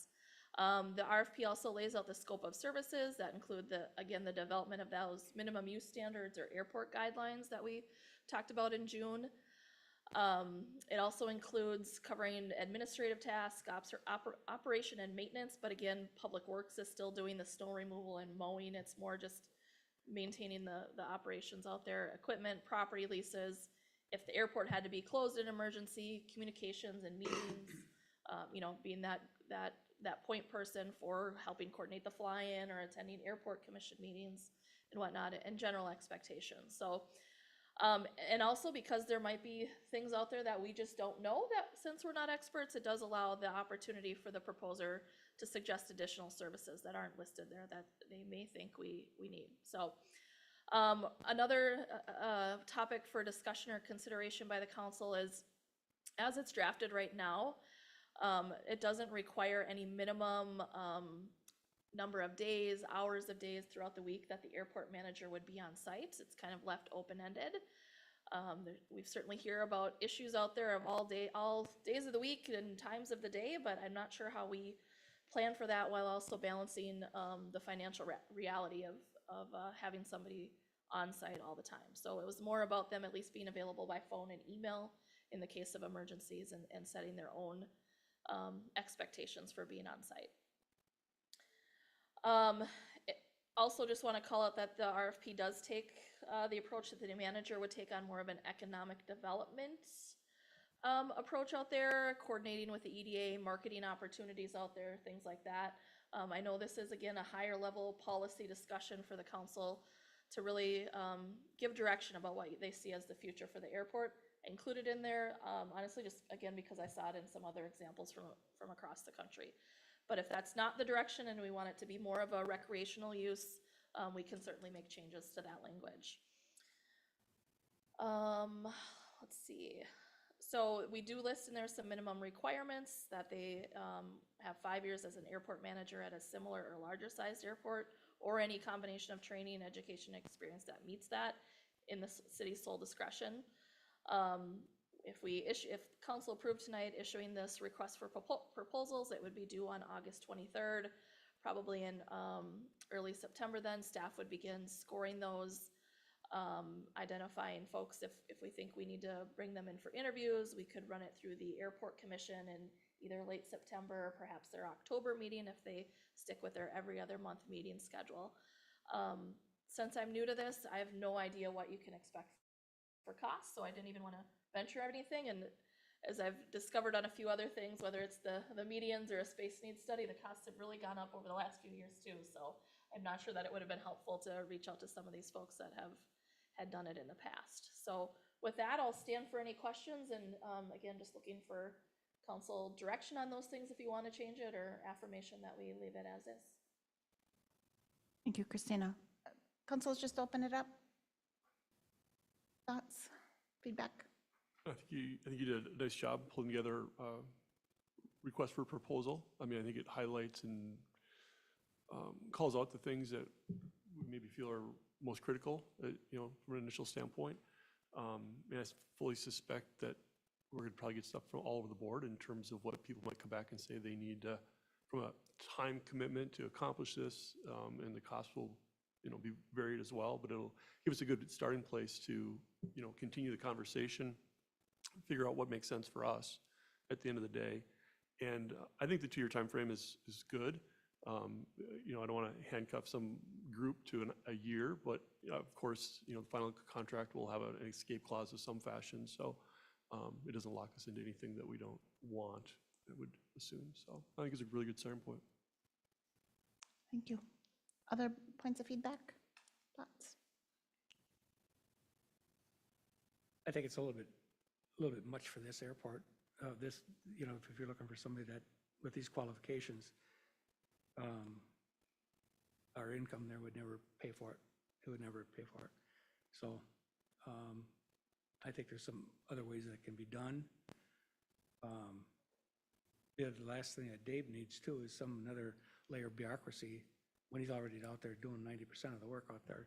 And so we got to be very, very careful. There's nothing wrong with getting a proposal. We just got to be careful how we go about it. All there is to it. Other thoughts? I was just going to say, I think it's a good start, and it'll be interesting to see the responses that we get. I think, like Councilmember Erickson said, they'll probably be varied. So makes me a little bit nervous, but it'll also be interesting to sit nonetheless. So yeah, I think it's somewhere to start, and we'll see. Councilmember Everett? I think the professional management of this is crucial. It's why we're in the place we're in right now, the issues we've had, potential lawsuits, urgency situations. It's needed, and I appreciate the effort that's gone into this, and look forward to seeing what we get back. Yeah, I've fielded some questions, just kind of questioning like why do we need to do this? And I look forward to having a broader conversation on the why when we have those proposals back and we're kind of digging in further into the scope of services and pricing that out. But I would just offer up a couple of things. One is I looked through the RFP, from a lens of what do I think doesn't need to be on here? And there really wasn't anything that I would say, that's just absolutely not needed. I think it's more of how might that be bundled together and what does that look like from a cost perspective? And so I think we need to get to the next stage to have that conversation. And then the other thing I would point out is the option that was previously funded, or the option that was previously staffed, in that this, kind of went through our assistant city administrator, that position isn't here anymore and isn't going to be here. So we don't have that option on the table. And in absence of that, a lot of this has fallen to Christina. And that is just, I appreciate she's taken on that work, and I appreciate you've jumped in and you've done a lot in 6 months, but that also is not part of what we want that job, the city administrator job, to be. That's also fully general fund funded, and we need the airport to, we need this position to manage the airport, and in absence, it kind of ends up in default on our city administrator's desk, and I think that's just reached a level of, we kind of have recognized the gaps, which brings this proposal forward tonight. So I do think we need to, as we're considering that next proposal, engage a conversation with the airport commission. I suspect we'll have some conversations also on scoping, to your point, and what's needed. But I think we need to see kind of what gets proposed back. Percentage of, time, we're reaching out to experts, and they're going to kind of look at our, current airport operations, and they're going to have some, professional opinion on what that percentage of on time should be. So I'm happy to support this tonight. Any other comments, or anyone have any amendments or changes they'd like to see? Otherwise, we might be ready for a motion if anyone's ready. Make a motion to approve the issuance of a request for proposal for airport manager. There's a motion. Is there a second? Second.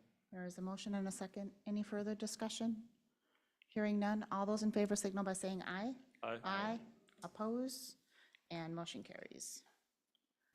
Our next item this evening and our final general or our final action agenda item for the evening is consideration of 7I, which is Resolution 723-0404, accepting donations for arts in the park. And as part of this, we have 4 different businesses that have provided donations specific to Arts in the Park for our Kids and Family Night, State Farm, the Neil Peterson Agency at $150, Keep It Up Tutoring at $150, Maple Tree Pediatric Dentistry at $150, and Shopco Optical at $150. And I would move that council approve with gratitude Resolution 723-0404. Is there a second? I'll second. Motion and a second. All those in favor signal by saying aye. Aye. Aye. Oppose? And motion carries. Let's move to staff updates with our new seating configuration. I guess let's start with Amanda, and we'll just come down the line. We'll skip council, we'll do council at the end, but Amanda, you're up. Nothing tonight, Your Honor. All right, Christina. Nothing for me either. And Ryan. Mayor, City Council, just one update. There will be a detour posted starting next Tuesday. Xcel Energy's got some gas main replacement to do along County Road 50. So westbound County Road 50 between Highway 61 and Goodview will be closed down, and the detour will be northbound on Goodview and west on 210th out to the roundabouts. Eastbound on County Road 50 at that intersection area will still be open. It's anticipated that'll last 2 to 3 weeks. They just don't have enough room to not approach into the westbound. Ryan, didn't that get postponed? It did. It was supposed to happen, was it this Monday or the Monday before? So they just alerted it. It's been rescheduled for Tuesday, July 30th. Kevin. No updates. Jolene. No updates this evening. Abby. No updates. Dave. No updates. Chief Newman. Mayor and Council, I just have one update. I would like to thank Corey Murphy for his 5 years of service to the city as the city's building official, and I wish him the best on his future endeavors. He'll be missed. I echo those comments. Thank you. And Chief Peterson. Mayor and City Council, no updates. Bring up to council for updates. We'll start with Councilmember Roberts. Really no updates, just I was involved in the Lake Fest Street Dance at Mallards, and I appreciate the work from Public Works, Fire, and Police. It was a great event, no problems that I'm aware of, and it seemed like everyone had a great time, so thank you to the city for that, and staff. Councilmember Valento. No updates. Councilmember Husnick. No updates. Councilmember Erickson. Updates. All right, no updates from me either.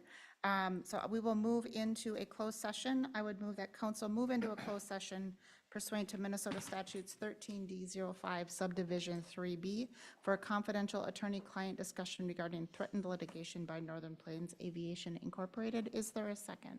I'll second. We have a motion and a second. All those in favor signal by saying aye. Aye. Aye, oppose, and we're in closed session. This is the last item on our agenda, so after the end of this closed session, we will come back into council's only to